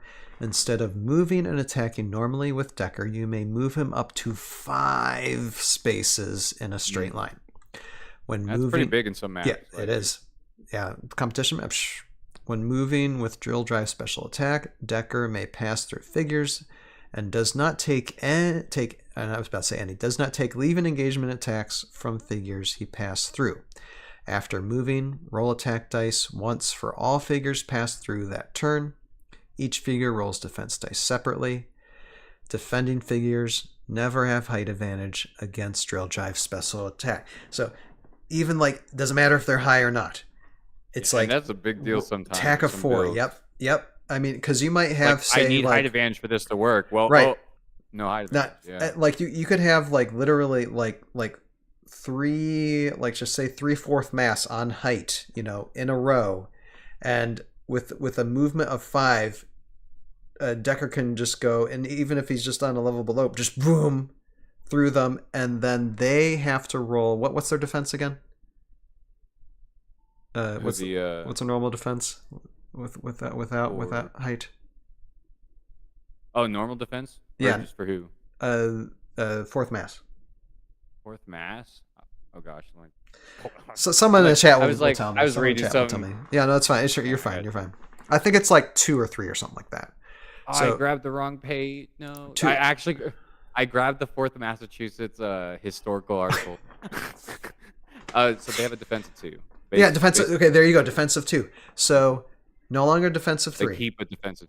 Yeah, they So keep it it's defensive too. If two you're hitting. against four, and if you roll a good four, like say 2 or 3, if you do 3 or 4 skulls, they can't defend against that. You kill 3/4 mass. You have the potential to kill 3/4 mass using that special attack. Yeah, 2 defense for 4th mass as Rogueskeeper. Yep. Yeah. So yeah, this is huge. And this is one thing that when they designed AOA, they were making units to totally like destroy like Squadscape. You know, I mean not destroy, but just get on a Balance level. it out. Yeah, I think playing field. I on want it. to Decker does that to in spades. provide a perspective. Yeah. Squadscape was in fact a difficult experience because it's again. Oh, I love it too. Don't get me it's wrong, I about- love that yeah. stuff. Oh, and I'll play it anytime. But it's like when I'm teaching the game, Mhm. you know how easier it is to choose like the battle box with the heroes and like Right. or Well, last game mode I Squadscape played. takes time to play through too, as It well, takes because a lot time more to play. miniatures. Here's the thing: it takes time to play, right? And Mhm. we live, and I'm gonna be real with you. We live in a society; it's very busy, very busy. We have a lot of stuff. Right. Right? I have a job that takes my entire morning to do, and uh, here's the cool part, right? I ended up being friends with one of my coworkers who loves this game now because I got to tell him about what I do, and I got to tell him about how to play it. I showed him how to play it. Now he wants to come to the game store every Tuesday to play Heroscape, and I'm just like, oh my gosh, that's the best thing ever. So like, but he's very busy. He's a very Right. busy man, but he's able to play Heroscape because it rewards his time. It rewards his time because he only has 3 hours or whatever. But in those 4 hours, he's having an absolute blast because it's just like, oh my gosh, I could do this. Oh my gosh, the dice. And you know how it goes. If you've played this game, you know how it goes. It's so much fun because it's just these random moments that would never make sense that's happening. And you're just like, well, I'm going to try to make it make sense. And then there's the fun. Mhm. You're trying to figure these things out. But it's like, this guy's hooked. And it's like, I know he doesn't have a lot of time. But Heroscape always rewards your time, right? Mhm. Invested into it. When you play the game, you have so much fun, dude. I know, I don't think I've ever met a single person that said, oh, I hated this. To be absolutely honest, like now that I'm reviewing, and here's the thing: I'll show you. Like I got to teach 11 games at Chattacon. Mhm. I recently finished Con Nuga. I taught 20 games at Con Nuga. Okay, so I have taught Heroscape 31 times in 2 months, Mhm. and not a single person has said, "Oh, I hated it," Yeah. or No. "Oh, this was boring," "Oh, You really oh, can't. yeah." I mean, No, some it's people and I it might not rewards be your for time. them, It and really that's does fine. reward you, and that's But the it's a thing. good Not everyone game. plays war It's a games, solid game. but Yeah. when you get into it, oh It's, man, it's a solid game. it's so much. Yeah. Yeah, and this is why we have powers like this, because Yep. it maintains that experience of let's see what we could do with It's so this, fun. and then everyone's like, no, yeah, like Yeah. come on, it's so fun. And wait, is the miniature there? Oh no, they don't have a miniature yet for it. I don't see it. Not yet. No, okay. If the miniature's anything like this pose, that'd be perfect for any type of animations, just to be like, brrr. Yeah. Anyway, we can speculate on that, but yeah. So yeah, that's just taking a look at Decker, the So, Barrel Breaker. yeah, Yeah. Anything We else to worked say? on a lot of this. Yeah. No, I'm just saying, like, as you can see, these are just 3. We've only gone over 3 lore. Right. We've only Right. gone over the lore over 3 things, and you can see how much information I've been able to present over Yep. 3. This goes through all of it. We've put so Mhm. much stuff into. We're gonna get into it. But So. for Decker, the Bow Breaker, yeah, I mean, I obviously someday I'm just gonna get all these guys, and I don't know And how take often your I play time. furry woodland creatures, Please but take your I know time. I'm gonna play them because they're Oh, just my so fun. They coworkers- look so fun. My coworker's first army choice is. He told me himself he's drafting the Vorid and he's gonna Mhm. play them against me, and I'm like, I guess I'll try to fight them, but I'm like, oh, this is gonna be interesting. I'll see how this goes. Mhm. He wants to buy all of them and then use all of them against me. That would be a big army, but yeah, I But he understand. loves the aesthetic. He thinks Sure. like to him it's like he's like, that's just me. I'm a Well- Vorid. I'm like, oh. and I mean, Decker isn't there to make anybody's friend. These are animals with attitude. A lot of attitude. A lot of attitude. Yeah. Yep. A lot of style to them. A lot of aesthetic to them. Absolutely. So. All right. Well, again, that is Decker, and we just took a look at him. All right. Now let us go. Whoa. Go back here. Okay, and that's what the promos. Now we get to the main. the main. Main we put work. We put work in everything. Yeah, so even the yeah. promos have some good stuff. Yeah. Okay, now boiling tension. Okay, and I think I'm gonna hear. Wait, let me just looking at stream integrity real quick because I got to do this. Okay, we're looking good. We're looking good. I'm looking at comments for a second. See, the promo makes me think of Dig Dug. That's an interesting. I love Dig Dug. That's awesome. Yeah, that's a nice nickname there, Bill. That's a nice nickname. Yeah, no, I love that. That would honestly, I'll call my Decker Dig Dug because I love that game. That's a fun game. Dig Dug gave me many hours of joy. Yep, for sure. All right, so what we're gonna do now, okay, I know we got these first few initially. That's the order. I'm just gonna go. I'm gonna go to what I think is my favorite unit out of the whole game. We're just gonna dive into that first. Pulling an audible. Yay! Thanks, buddy. Yeah, no, and I totally like if you watch Joe Crazy's when we evaluate. I don't even know if he posted it up yet, but when we evaluate this, I totally just lost it with these guys because. It's like, crabs, with weapons, Actually, man. I'm stoked. So, and I got an interview on this, Jeremy, because I know this is your stuff. This is my stuff. Yeah, I wrote the bio behind it. We'll get to the card stats in a second, but first, let me read the bio because this is one thing I did not read through. I haven't read through this, so okay, I need to read through this because I was asking questions on the podcast about it, and then just like, no, Ryan, that's not how it is. I'm like, oh, well, maybe I actually need to read what I'm talking about then. So, okay. We're looking at molten crustaceans here. The battle of all time leaves little opportunity for participants to observe the variety of life across the universe. Though each combatant is instinctively aware of it, Kiri warriors, for example, understand in broad terms what each world contains as they interact with its inhabitants in preparation for the next assault. It's generally accepted that humans are from Earth and orcs are from Gret. But broad generalizations often lead to misconceptions. One of those common being that Icaria contain only dragons. When Aquila, seeking a way to reclaim her lands lost to Utgar's obsidian assault on Steam Alley, had a vision of a species of crustacean in Icaria's land of Pyrola. She initially wished that she'd seen one of Icaria's mighty dragons instead. These creatures appeared to be mere nuisances, picking up debris along the shore and stubbornly refusing to let go. To Icaria's self-imposed royalty, they were a delicacy, prized for their ability to bleed lava, and a trait only dragons could admire. These crabs seemed wholly unfit for combat. However, Aquila reconsidered. Ultimately, she would summon them to Valhalla, freeing them from their destiny as dragon food. Oh, okay, so they are. Curious to see how they'd fare in Valkyrin. They quickly proved valuable upon their arrival, even in an unfamiliar region where Aquila had no combat experience and where battles often raged amid active volcanoes. She knew the Obsidians were loyal to their lava stone, which was controlled by Utgar, and didn't resent the Moltarns for following orders. It was their nature.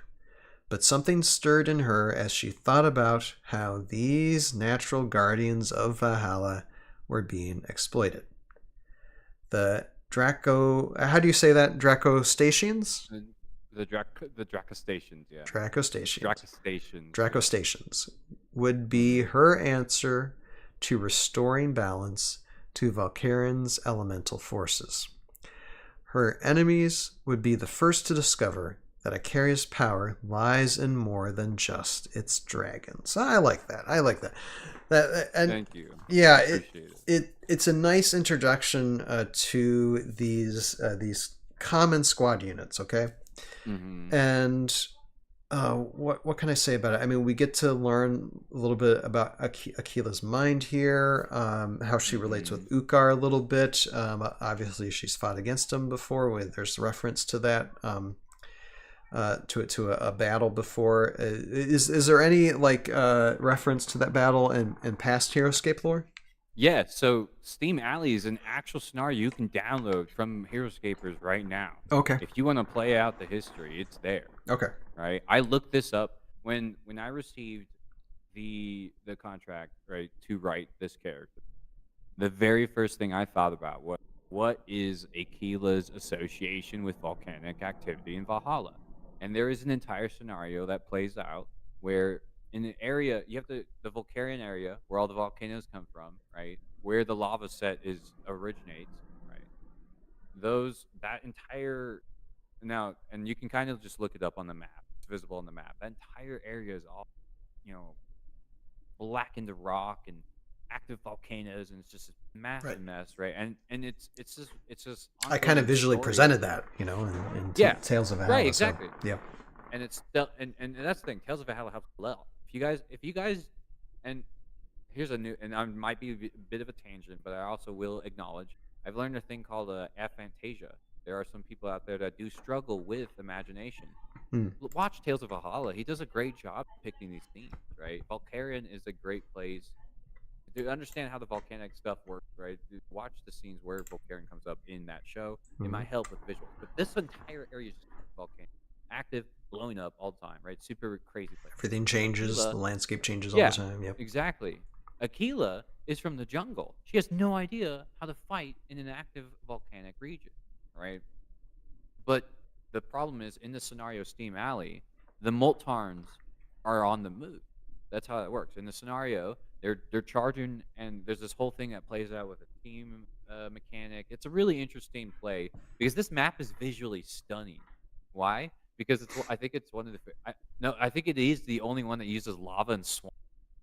Mm-hmm. That was actually official. The Okay. official For team made scenario this maps. before they were discontinued. Yeah, Gotcha. it uses lava and swamp, and it's the funny. Like you're just looking at this, like what the heck, how? But it's this. Yeah, Yeah, I kind of there gave is huge reference to that Yeah. in Tales of Valhalla for sure. Yeah. Yeah, this region where the jungles meet the volcanic territory of Volcaren, this is contested territory between Ukar and Aquila, constant fighting, right? Ukar's forces are the Moltarns. He has their lava stone. They mention that in the various scenarios. And this lava stone is a sacred thing to them, right? And as long as Ukar controls the lava stone, he controls the Moltarns. That's how they tell the story. So obviously Aquila is outmatched. She has no idea what she's doing. She can't fight in volcanoes because she's from the jungle. And the Moltarns are moving in this scenario in this Steam Alley. This was one of the last scenarios to come out, by the way. Chris Dupuis was the one that got this whole thing and was planning it. It didn't come out because Heroscape got discontinued, but he still made it, and then he launched it later. And it's now, you can still get it on the phone, but it came out after discontinuation, right? I read that stuff. I read that lore from what he made, and then I put it into this bio using the Steam Alley and continuing the fight. So Aquila's like, okay, well, we were struggling in Steam Alley. We weren't doing good because they Moltar. What can I do? What can be my counter response? What is my counter response? Well, then she drinks the water, right? And obviously this is happening. You have to remember, Age of Annihilation takes place 10 years, right? That's that 10th year of the war, right? Swarm of the Morrow didn't take place till 5 years after Rise of Valkyrie, right? So there's a 5-year gap that has not been fully explored yet, that we're still expanding on Kuryual. There's a 5-year gap of time that you are currently learning about, right? And in that time, prior to the poisoning, right, Aquila has a vision, and she sees these crabs, lava crabs. She's like, oh well, sweet. This is something that I need, but she's like, that's all she's seen is just crabs, and they're useful. And that vibe I borrowed from the Primadon. I did mention that in the previous stream. I mentioned that when Vidar saw the Primadon, he was like, what the heck are these monkeys? Like it literally says that in the bio. But Mhm. he took a chance on them, and he was like, "Oh, sweet, they're actually really good." And so I kind of got that same vibe. Akila's like, "Well, I need something that is lava resistant, and I have a vision of crabs. I don't know how this is gonna work. Let's go with it." And then she finds out that they can arm themselves, that they can literally march en masse and do all these crazy things. Why? Because they're tired of being dragon food. That's literally the point. They're rebelling. So I have So it's can I ask a question yeah, real yeah. quick Go ahead. about the I got crabs you. themselves? Yeah. Do they are they're not just like I mean just like unthinking animals that just do whatever. Do they have The like a the little thing bit to of remember, intelligence? A little bit of the thing intelligence? to remember, Mhm. it's not about intelligence. You have to remember who is Aquila. High priestess of the Moon Tribe, ruler of Takala. Her first units was what? A giant bug and a group of spiders. This is true. Aquila is Aquila's entire, well, not all her army, of course, because we also have the dwarves, right? We Right, also have the right, Mohicans. We right. understand that. But one of Aquila's major themes was wildlife, This is literally true. just nature And they itself develop their own on the rise. personalities, and There her you go. influence Thank develops you. them. That's awesome. So this is the wildlife of Icaria. There you go. I like it. Thank you. Thank you. There you And I mean, just scrolling down. Anything else you want to say about that lore bit? I just and to zoom through it, of course, yeah, Steam Alley is a playable scenario. I highly encourage you to check out. Sure. Now that we get lava and swamp and jungle, you can literally play Steam Alley now. By the way, Guys, we got all the lava is- we ever. you would want. literally build that map right now. Yeah. When you lava doesn't come out till August. I'm sorry, I'm lying. Yeah. In August, 2 months.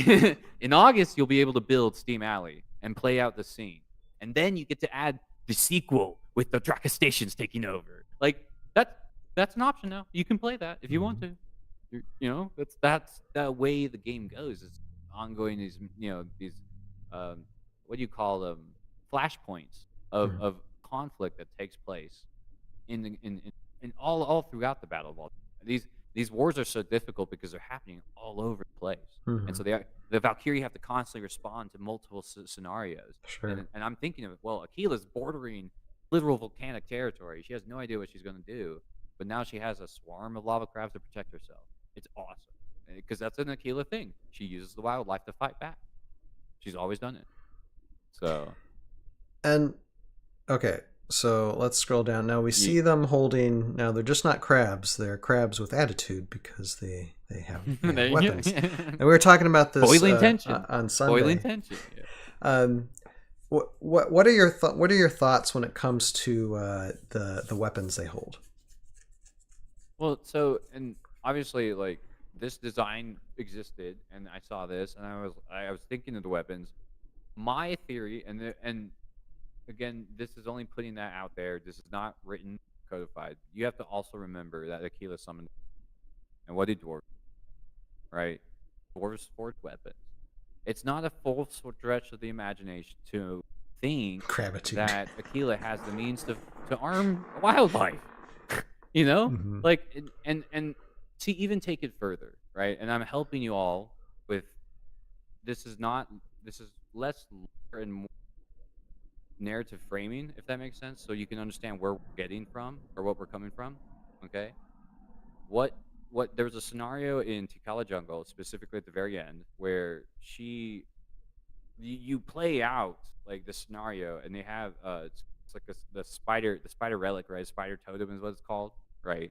And when you access this device, it gives you control over the spiders in the scenario. Like the spiders are neutral the entire time they're playing.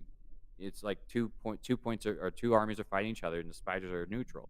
And there's this lore where the ancient lore of the Moon Tribe is that they know that if they hold a kinship with the planet's creatures. They know this. They can speak to the animals. Now, that's just how it's described in the scenario. So, not that it's written out there, and I'm not saying you're trying to do big old reveals, because again, this is a team effort. I'm not trying to say anything without my team behind me, right? So, Sure. Unless the whole team is behind it, I'm not just going to say something. Just look forward to the scenarios, obviously, to all the drops. This is when we can reveal stuff. And in those things, we want you to kind of think on how and like ponder, ponder on how these things are possible. But if there's an entire scenario where you're able to control the spiders, right? Then think about how that translates into other versions of wildlife across the galaxy. That's all. Think how previous game modes play out in a living, developing, breathing world that now has 5 more years added to that timeline. What has happened since then? And now we're in the middle of this crazy event where the pirates are trying to take over. And you see, you're like, yeah, there's so much stuff going. Yeah, it just, I don't know. I think to me, for them just picking up weapons, it just kind of gives them a little bit personality. It's fun. Right. And I had a word now it dropped in my head. The fun is the point. Fun That's the factor, thing. yeah. The fun is the point. But yeah, it's That's not. the I thing. promise you, It's not difficult to hilarious. think about. It's so darn hilarious because Do it's you, like do you know these how people are excited about these? They're like, and crabs so are I so actually darn have a really funny personal story. So now that I am the Lord creator behind like the being able crabs. to give these a basis in the story, right? And we were able to work on this together. Again, this is a team effort. It's not just me. Everybody's working on this. We're pitching these ideas. We work together. We build this stuff, right? I had no clue ever that I would end up going to a game store that happens to be positioned right next to a seafood store. Hmm. Okay. So what I'm going to do when these crabs come out, I'm going to buy a set and I'm going to take this to the seafood store and I'm going to gift it to them. And they're going to be like, "Why are you giving us these crabs?" I'm like, "Well, you're a crab store." And I wrote for these crabs. The crab jokes And are going to be and endless now. yeah, you see, it's just fun. It's Yeah. just fun to do things like that. And again, I also did mention people, and I'm offering all these opportunities for you to kind of just reconsider, but think about it from the like a broader perspective. This type of character, this very specific type of trope or whatever, this concept fits snugly in Final Fantasy. The Final Fantasy, like there's so many lava crabs in Final Fantasy. This is nothing to the entire aesthetic that belongs to that franchise and everything attached to what people call it JRPG, but even they don't like that. It's just that entire style of storytelling includes stuff like this. So when Mhm. I saw this, I was like, "Oh my god, Final Fantasy!" That was what I was thinking. Mhm. So just all I ask is if it again, and if it's not your cup of tea, that's fine. Yeah. Don't forget this is There's the battle of all time. yeah, There Heroscape's are got a other variety themes of on the other way. things. Yep. Yeah, there's other things on. You don't have to paint them red. No. You Yeah, want blue that's crabs? Go ahead. You want because guess what? Here's some crazy science topics for you. Let's get into let's get into some things. You know what I said in stream, or not in stream, in Discord. People were like, "Oh, I don't want to." Unpainted crabs obviously is less option because you want the translucent one. Don't right. forget, there's multiple flow styles of lava in science. They show Right. you different ways that lava, and most of them are black Yep. with red cracks. Mhm. So you can do a paint style like that. There's Mhm. stories in Indonesia of sulfur deposits that catch flame, and it looks like blue lava. Blue, You want blue yellow, lava crabs? Go do sulfuric some is blue yellow. lava crabs. Yep. Sulfuric acid lava crabs. Yep. Dude. You want green lava crabs? Do you want purple lava crabs? What is your brain telling you to do? Huh? Go have fun. Yeah. That's what it's telling you to do. Go have fun. And And that's the options. You can do whatever your heart like. I mean, do you know how many different versions of Knights of Weston are out there? Paint styles? They're gorgeous. I love them. It was such a cool part of being like going to see everybody's different versions of those knights. But knowing, yeah, I mean, you're like, oh yeah, that's a Knight of Weston. No different, still has the same powers. But that one's got. Now I might be misremembering, but I swear someone painted their actual family crest on the Knights of Weston. I met someone that wouldn't did, surprise me. Yeah, for sure. and I was like, oh my gosh, that's awesome. Yeah. Like, Paint your family crest on a crab. Yeah, I don't there shouldn't you should not feel limitations in this game because this Right. game hasn't had those. This is the battle of all time. There are options beyond options. The point is to have fun. And if you're not having fun, then you're missing the point of a game. That's what a game is for, is to have fun. So, And getting into the card, the reason why you'd want to paint a lot of these crabs differently, because you need a lot of these crabs because they are a common squad. And I'm probably going to really nerd out here after I read through this because, like I said, I read through these stats initially on Joe Crazy's channel, and I'm just like, wow. So let's just do this real quick, and then I'll start nerding. Molten Crustaceans. Aquila is Valkyrie General. Draco Station. Common Squad, Scavenger, Relentless, Small 3, 1 life, move of 5, range of 1, attack of 3, defense of 3, 45. 45 points. The common squads are back. They're back. That's the best feeling. And to be able to know that we can get those aspects of Heroscape back. They're all getting back. And for special abilities, I'm going to start from the bottom and work my way up because then we're just building up here. Climb ×2. When moving up or down levels of terrain, molten crustaceans may double their height. Lava resistant because they are practically lava. Molten crustaceans are not affected by lava field, molten lava spaces, and do not have to stop their movement on lava spaces. And then we get to the pièce de résistance. Yummy. Volcanic carapace. No, see, Ryan, you can't say that. They don't like being reminded that they used to be dragon. So you need to be respectful around the dragon station. The jokes are gonna flow, my friend. They're gonna be like, why would you remind us of that? Why would you do that? This is why, I want to animate these things so freaking much because it's like because I can imagine their personalities to where they don't want to be insulted. You insult them, then you have 1,000 of them on top of you. And I promise you, go check out some videos on those crab waves that happen in when they're all going to the ocean. Imagine that, but they're all on fire. That's basically what's going on. Actually, and this just came to my mind. Remember Finding Nemo? When those crabs go, hey. Yeah. You could do something like that if you wanted to. You could do that as part of the satire of Tales of Valhalla. Oh my have gosh. them doing the haze. Yeah. Oh my gosh. Anyway, okay, I'm choking myself. Okay, volcanic carapace. Okay, I need a drink. Hold on a second. We're gonna get to this. We're gonna get to this special building because I got you. This is when I started to flip. Okay, we begin the game with 3 1-hex lava field tiles and 1 1-hex molten lava tile for every squad of molten crustaceans in your army. And the cool thing with this box, you get the lava tiles from this as an added bonus, which is freaking cool. Additional lava tiles for every person. Yep. After a molten crustacean, you don't have to get the set to play them. Exactly.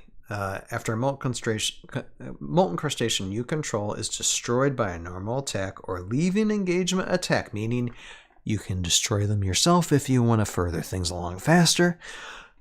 You must roll the 20-sided die and place one of these tiles onto the space the figure occupied, if the tile fits normally on that space.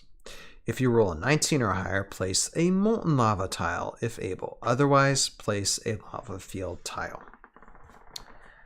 Okay, are you ready for me to go totally nuts here? Okay. 45 points. Say you're in a competitive army build of 400, like around 400 points.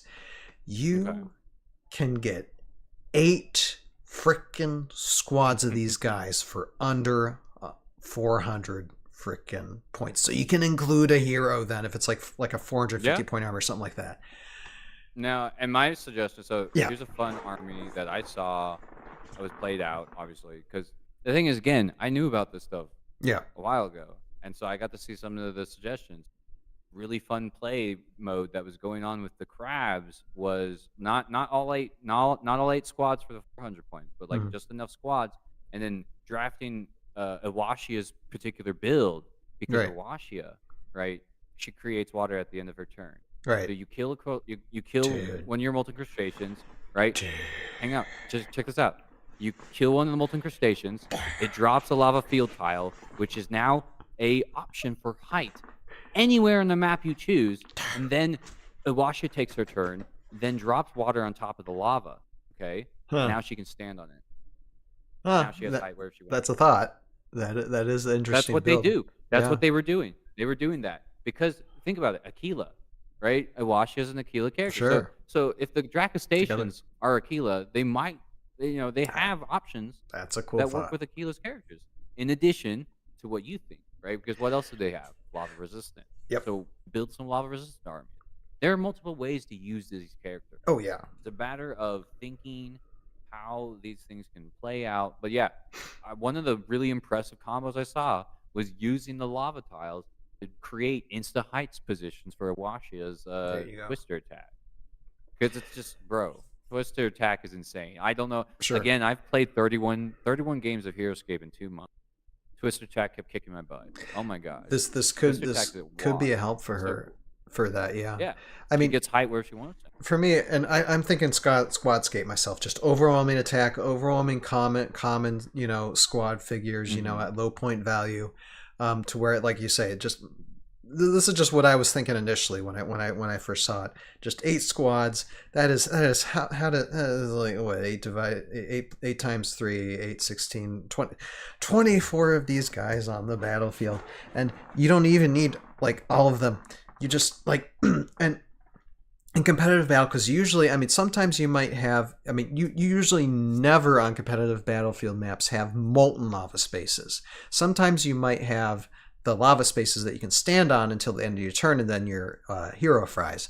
But can you imagine totally like transforming that battlefield? And that's why you need a lot of these guys. That's why I'm saying you need like 8 squads to do that, and just totally rip apart this battlefield and really give your opponent it's going to take some thought. It's going to take some work. You got to position these things in the right way. This game does have a exactly. I'm not saying it's going to be easy, or if it's going to be that I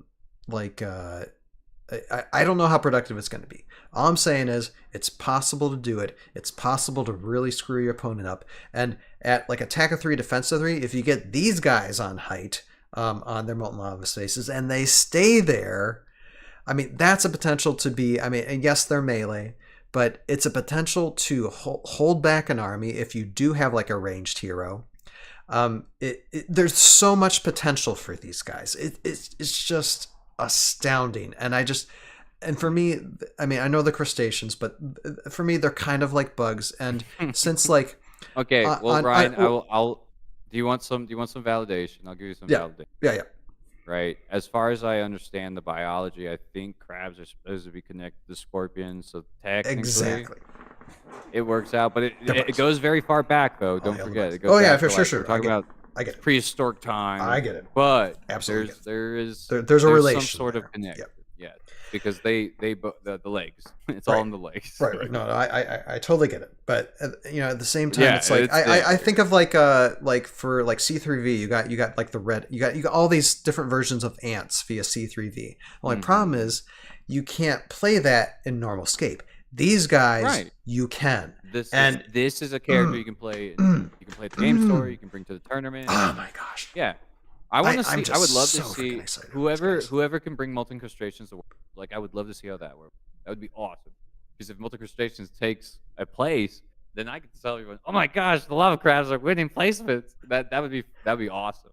That would be cool to see. But that's the kind of stuff that you would have to work out and see what kind of builds you can do. Exactly, and that's figured out. But that's going to be the fun of it, is figuring out what you can do with them. So theory crafting. Oh my god! Just the battlefield transformation type of thing too. Really is cool. Attack and defense. People may argue like it's too much for attack, it's too much for defense. But you know what? They are literally on fire, not just fire, molten freaking lava. They bleed lava. Exactly. It's crazy. It's like they have the weapons just to look more scary, but they're scary enough if you're bleeding molten lava out of you. So that attack of 3 and a defense of 3, I think that's more than enough valid.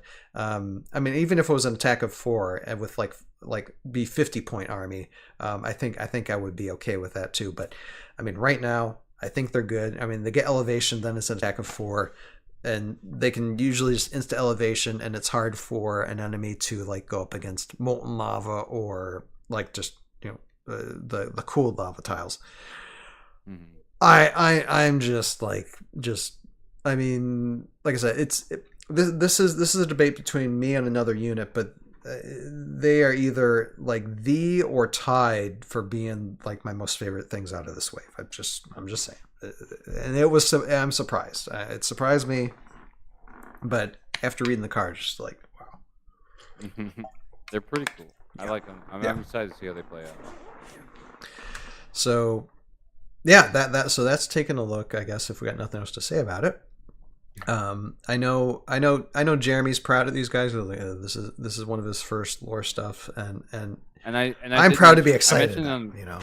So I appreciate it.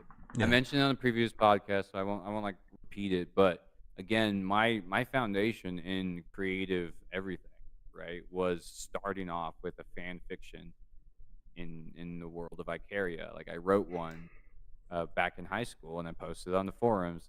The fact that Renegade gave me opportunity to officially make the lore of a planet I wrote a fanfic on back in high school, it's very special, right? I really wanted to take my time with this particular assignment because of that. Sure. Because of that association. We're thinking of everything, I promise. Yeah. We got some good stuff. One thing also I like about this artwork too is the weapons. I mean, when some people are saying about the weapons are literally falling apart in their claws. they're deteriorating. It's really hard to put something in the hands of something that bleeds lava. Exactly. But, they're very committed to the cause. Yeah. Doing the best they can.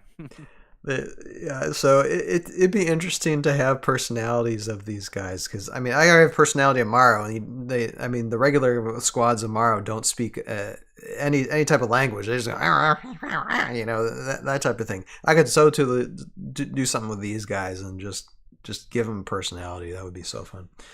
But yeah, molten crustaceans, guys. What more can we say? I'm a fan. All right. Now, let me see what we get to. Well, I mean, okay, let's just rip off. I do. Yeah, we are talking pretty long about these, but it's okay. I figured it was gonna be late night, so we're just gonna get into let's get into Nunkey Tricksters. I think there was some interesting discussion on it Sunday night. Yeah, this one was a very surprising result of right. I didn't really but I'll say this. I mean, I haven't. We're gonna read the lore in a second. But I mean, I did read the cards too initially with Joe on Friday night too, because they go along with the crustaceans. It's the same pack, and I just thought, okay. I mean, the crustaceans seems like such a great unit, and even though I'm not as excited as these guys as crustaceans, but I think. For this particular pack, since you have two common squads together, I think they're a good matchup. If you can't afford anything else and you need the crustaceans to go up against somebody, I think this is a great unit for them to go up against each other and start hashing it out and figuring out, how to use these units in the game. If you can't afford anything else, Who was it? So actually. Personal story, because I'm thinking, I was like, I have a memory, and I was trying to figure out what the memory was. So when I was at Conuga, I got to present these bios again to all the people who played demos with me. I was like, yeah, this is my work. I worked on these, and one of the gentlemen there, right? He takes the phone from me as I was showing it to him, and then he starts reading. So have you read the back of the text, the back of the box text of these sets yet? No. Okay, so there's more lore there, by the way. Okay. I don't think I've seen an image of them yet. So they're all on the website. Oh, they're so when you go on to the website. pre-order, you go to the pre-order pages, right? And so here's the thing: Heroscape has deep traditions. Heroscape has many traditions. Stuff's on the box. Lots of stuff, right? The back of the box used to tell stories too. Yep. We write those, and we tell stories on how these characters work out. Like, I'm holding Matacore right here, and I'm looking. I'm like, oh yeah, there's stuff in the back here.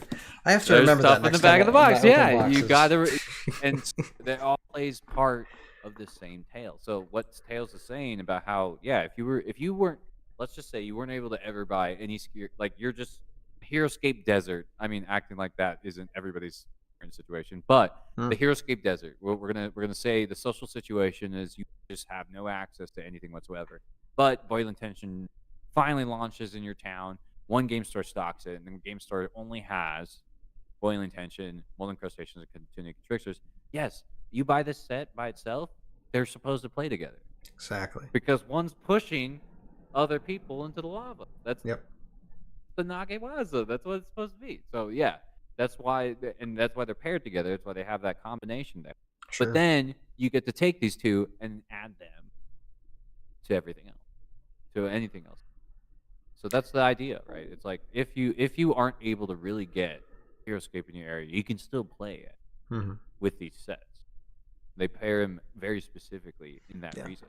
So there's a reason for all of it. Yeah, and it's common squads. I would not like it if it was like a common squad with a unique. That just would, and I'm Well, and then glad they're not doing that. They did that. They did that back in the day. Exactly. They did that back Not in doing the it day. now though. And so. what did that cause? Exactly. It caused a distribution the issue. common squad rush?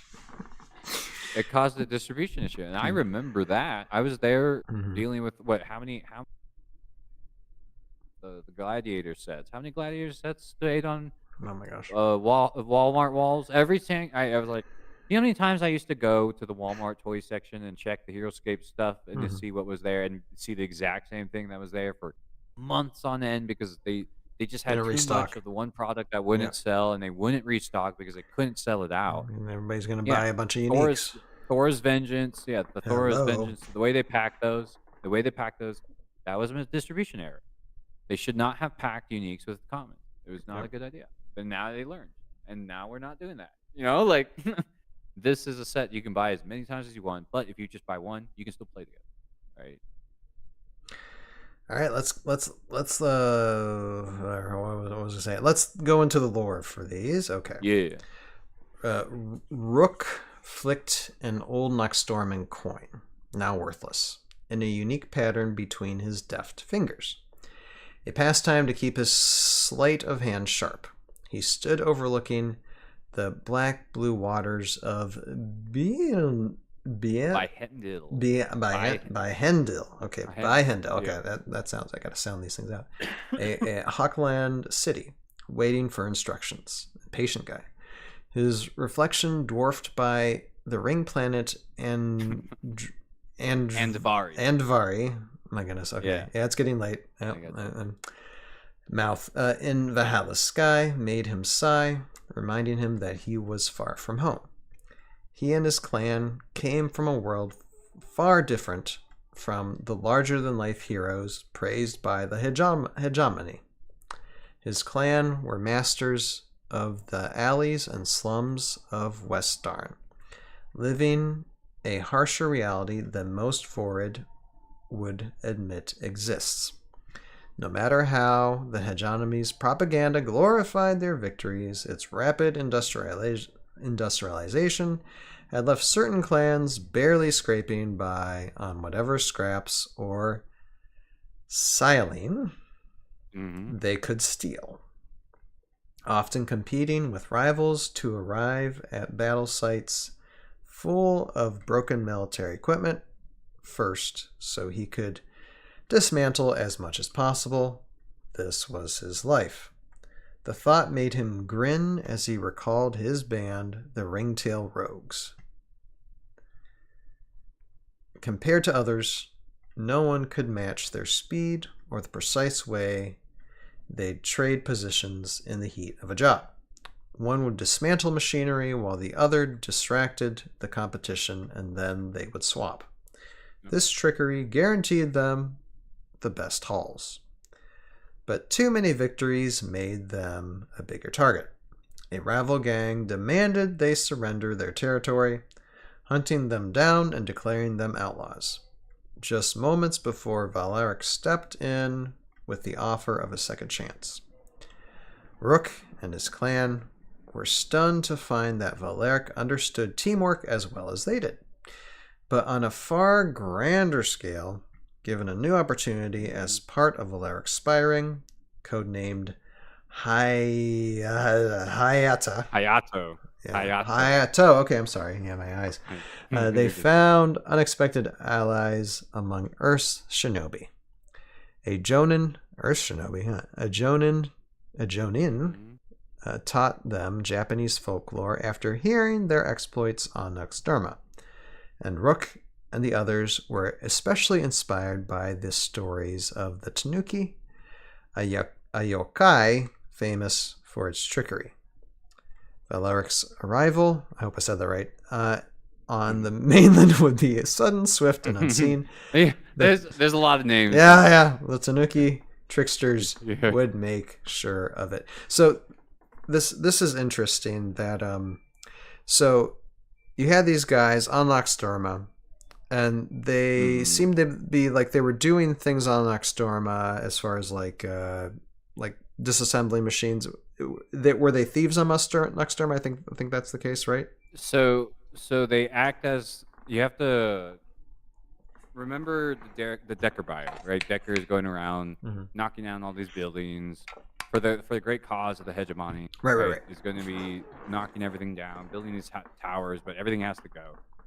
This, like the Tanuki tricksters come from a society, from a Lord clan that is being affected by these residential destructions, right? These buildings that are constantly being knocked down because the hegemony knows better. That's the whole commentary here is that the Sinodot hegemony can never be defeated. They know better. They know they have better decision making powers and all this stuff like that. So they're just going to knock down your house, move on, build a house or build a city on top of it. You get displaced. What happens, right?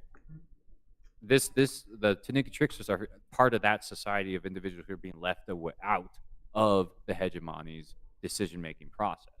And because of that, now they have to live on the fringes of society, right? They're working to barely make ends meet, right? They're trying so hard because the thing is like the value of machines, the value of fuel in Vord society is at utmost, right? This is why I got to mention it in the last podcast, but again, I want everyone to pay attention to the word silene.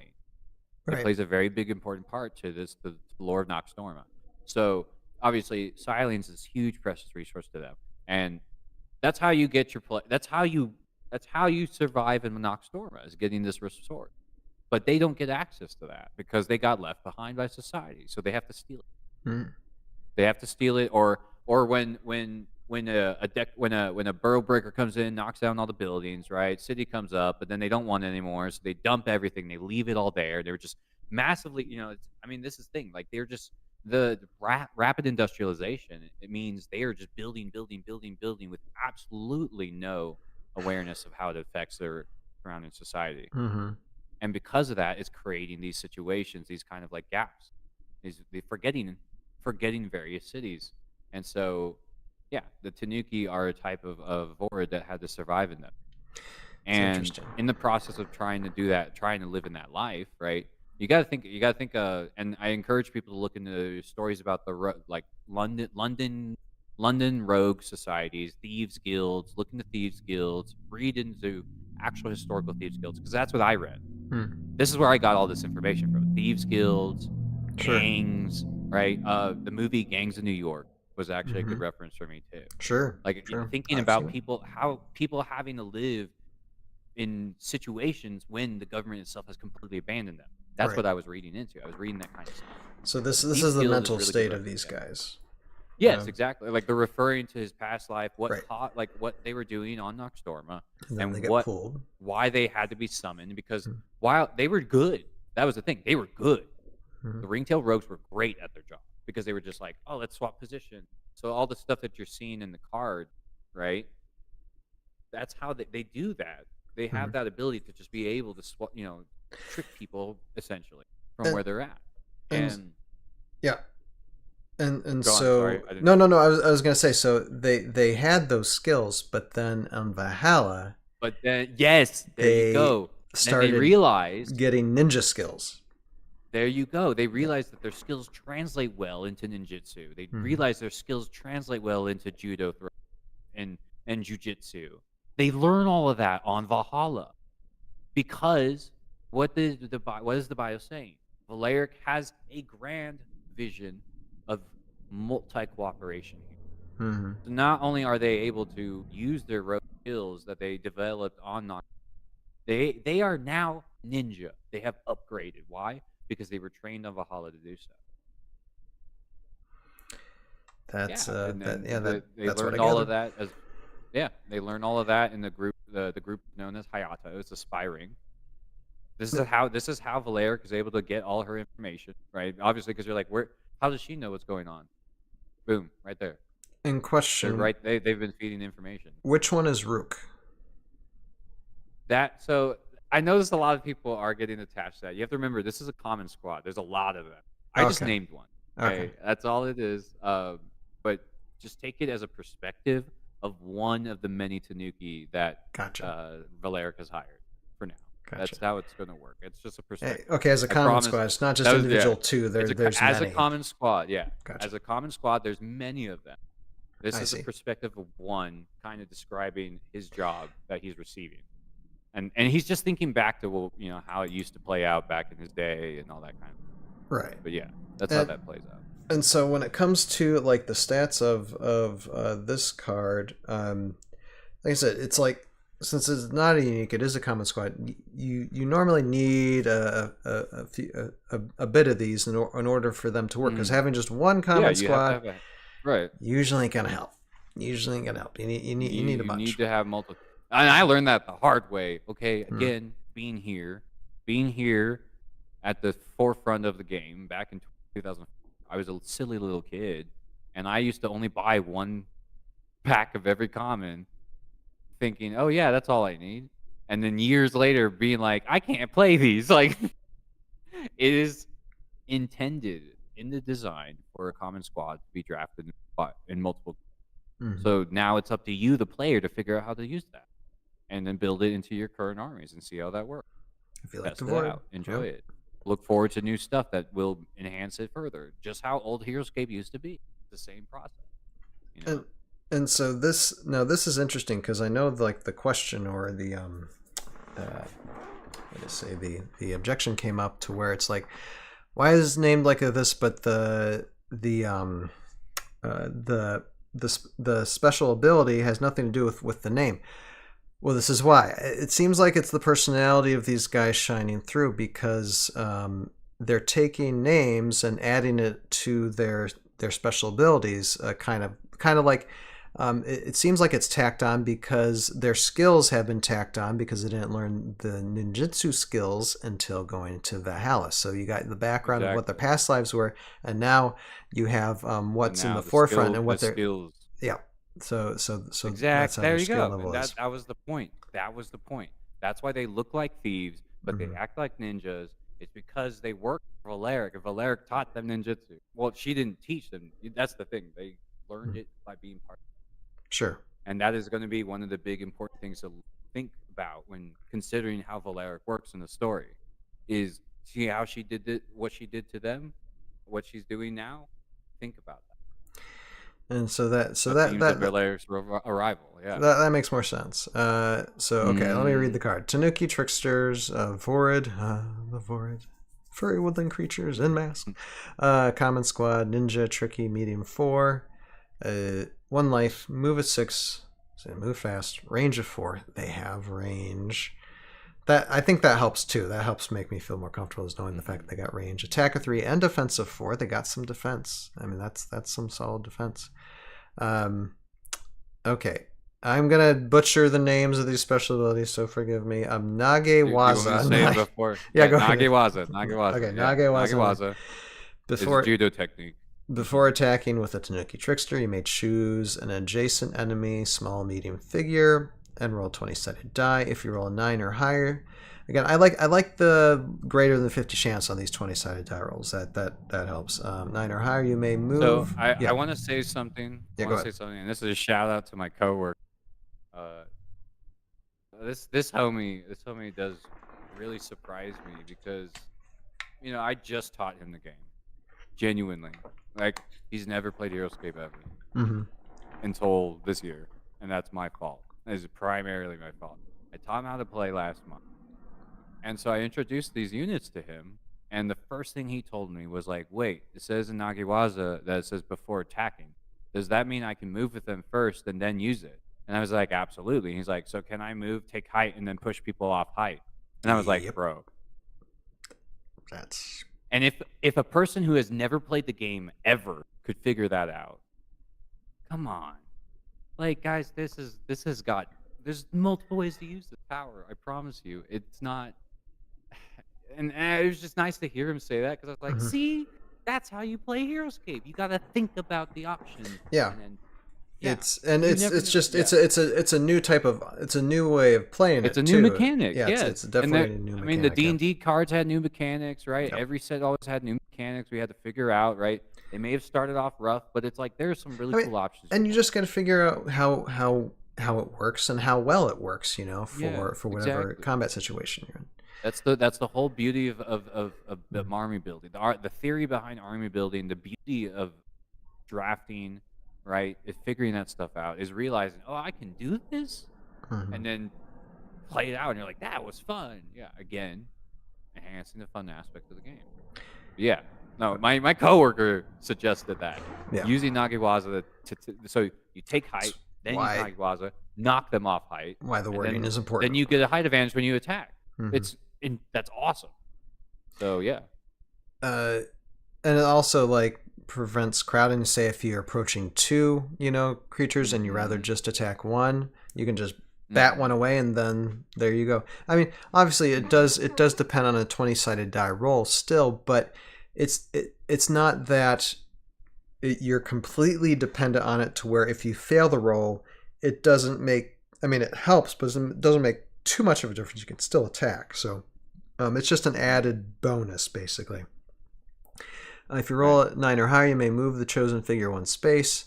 Donkey Tricksters may never take leave-in engagement attacks against figures moved by Nagiwaza.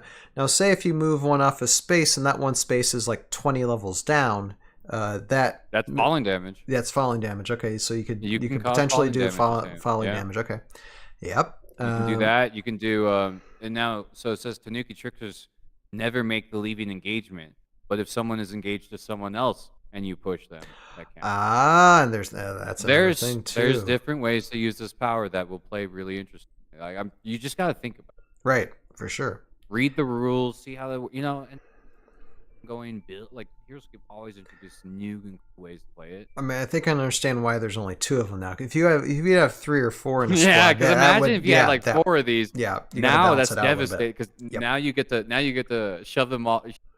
Shoving people off height is terrifying. Yep. No, there's a balance to why there's 2. They're good being 2. I get that.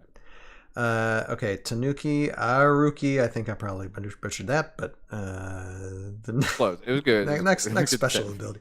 After revealing the order marker on this army card and taking a turn with the Tanuki Tricksters, you may move up to 2 smaller medium. So the synergy, we got a little bit of synergy here. Yeah. Now 2 smaller medium Vorid or ninja figures you control. So this is also synergy to ninjas you have, which we have. Right. We don't have many synergies with ninjas, guys.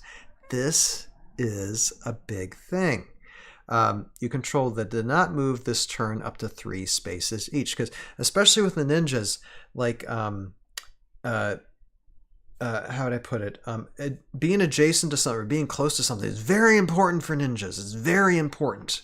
A lot of melee stuff going on. So if you can start moving up ninjas as well, I mean, that little bit of synergy, it helps. It helps immensely in the game if you're doing it. So this is the foundation of starting to build ninja armies. And even though I know my airborne elite aren't relevant because of one unit that we'll mention in the future, this can potentially bring ninjas back into the competitive army advantage. There yes, you go. Yes, options are there, and it's like we want people to think outside the box. We want people, like, obviously it's face value. You're like, what? How does that work? But like, you got to give it a chance. Follow read the rules, play it out, see what happens, and you're like, oh wait, I could do this, and then you're like, oh, that's really cool. Yep. Again, I am still mind blown that my coworker who has never played Heroscape was like, wait, can the Tanuki push people off height? And I was That's like, someone thinking like a Heroscaper. You need to just like there you take, go. take them to the That's website what- and be like, "Welcome to the family, dude." Just start playing. You know? You're one of us now. You're That you're was doing such a cool suggestion. you're doing Like, the I was like, nerdy I was mind mind game blown. thing. You're just okay. I was mind blown. It was so cool. But yeah, so Here's a and- master and set. again, You know, have fun. multiple options, multiple Exactly. options out there. So And then Phantom Walk, which I mean goes usually with ninjas. everyone loves Phantom. Yep, Walk. Tanuki Those are good. tricksters can move through all figures and are never attacked when leave engagement. It helps immensely. So yeah, I mean just reading through Tanuki Haruki and understanding that synergy part, and I'd say these are pretty solid. I mean, and for the crustaceans, linking them up together and learning their strengths and weaknesses together. Again, if you bought nothing else, this helps improve your game. I mean, look, all I am is a simple country filmmaker. That's all I am. You know, that I love story. You know, so when it comes to like actual like card designing games, my skill level is very low, but I can't help but see looking at this as both the crustaceans and these guys as very solid designs. Lots of potential. Now, that goes without saying. We'll see how they do competitively. The community will figure out whether or not and that's they'll the point have of playing standing. them and Exactly. yeah, playing them Exactly. and keep playing them and finding those. And if you find things you're like, well, see, this doesn't work. Rules. I mean, you do know if you tell us in feedback, hey, I just realized this might not work out. Mhm. Then it's like, oh, cool. Then we can update rules and stuff Right. because we found out those things that slipped through the crack. What do you think? They've been doing was it the errata? Like Heroscape errata is such. That's actually like a tradition. I think they have like 11. There's like 11 editions. They've had to update the rules 11 times because people have found out new things over time. This is a living, growing, breathing game that continues to update over time. And all we ask is you gotta check these things out, try them out, wait, and every month new things are gonna come out, and you got more stuff coming out. It's just there's gonna be so many cool things on the way. Sure.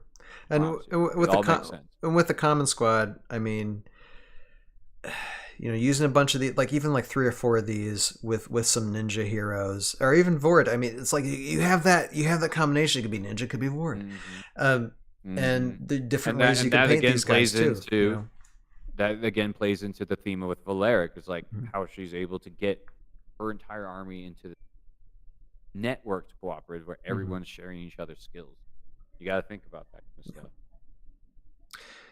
So yeah, the more I read into it, the more I like them, and the more it makes me comfortable to get multiples of the pack, and even if I don't like it as much as the crustaceans, they still seem like they could be a solid way. And it's just like, hey, I got lots of ninjas, I could use ninjas. You got lots of Vord, you can use Vord for these guys. So yeah, I think it's great stuff to play test and try out for sure.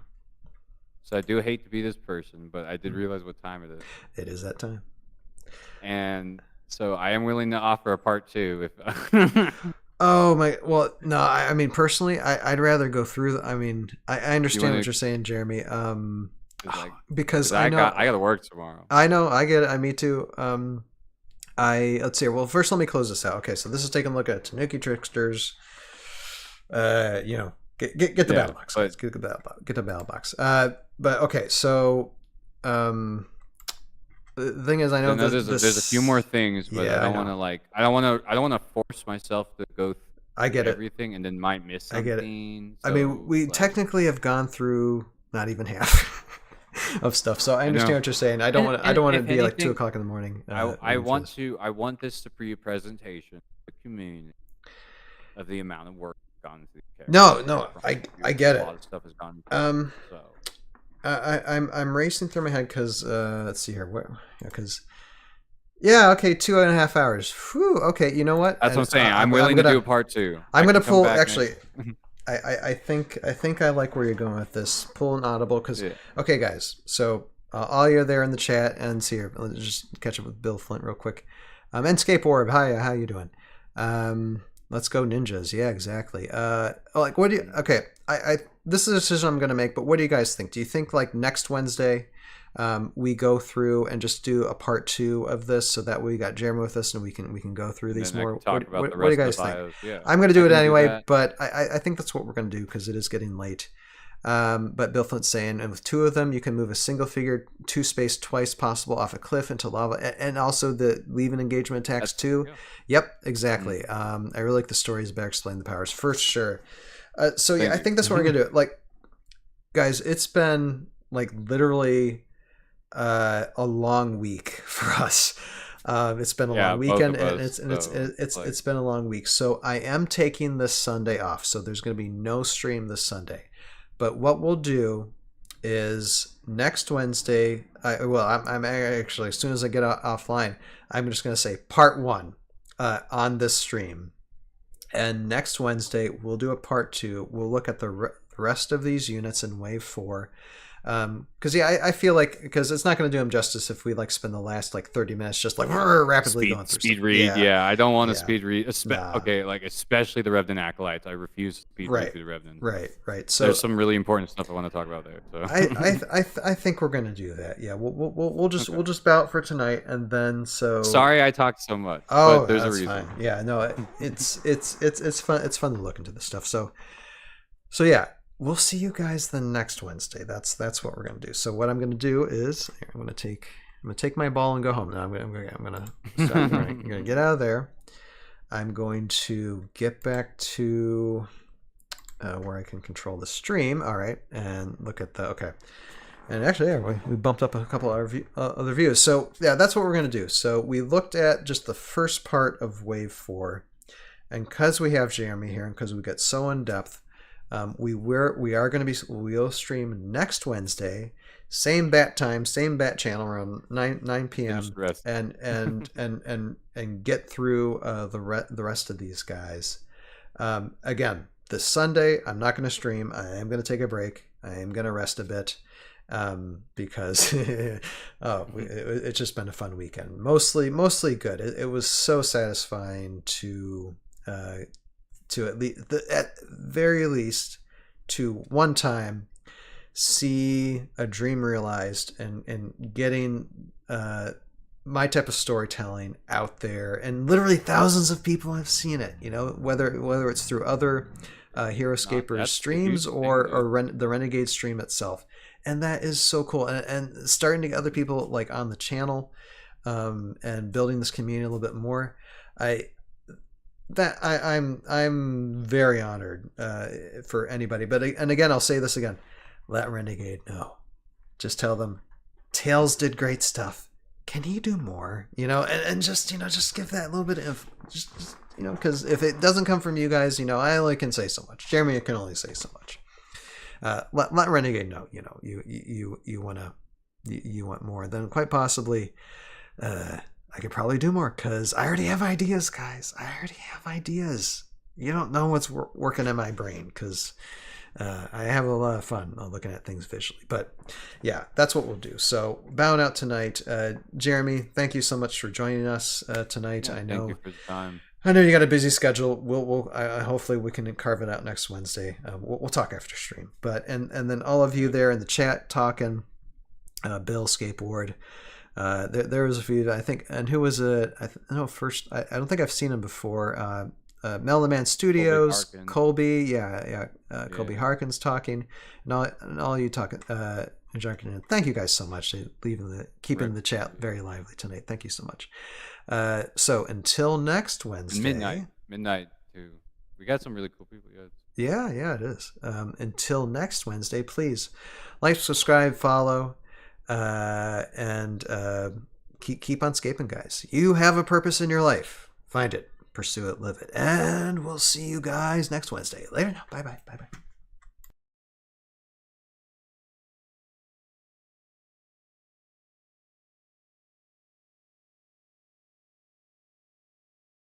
Okay, wait a second. Okay, I want to say this. Okay.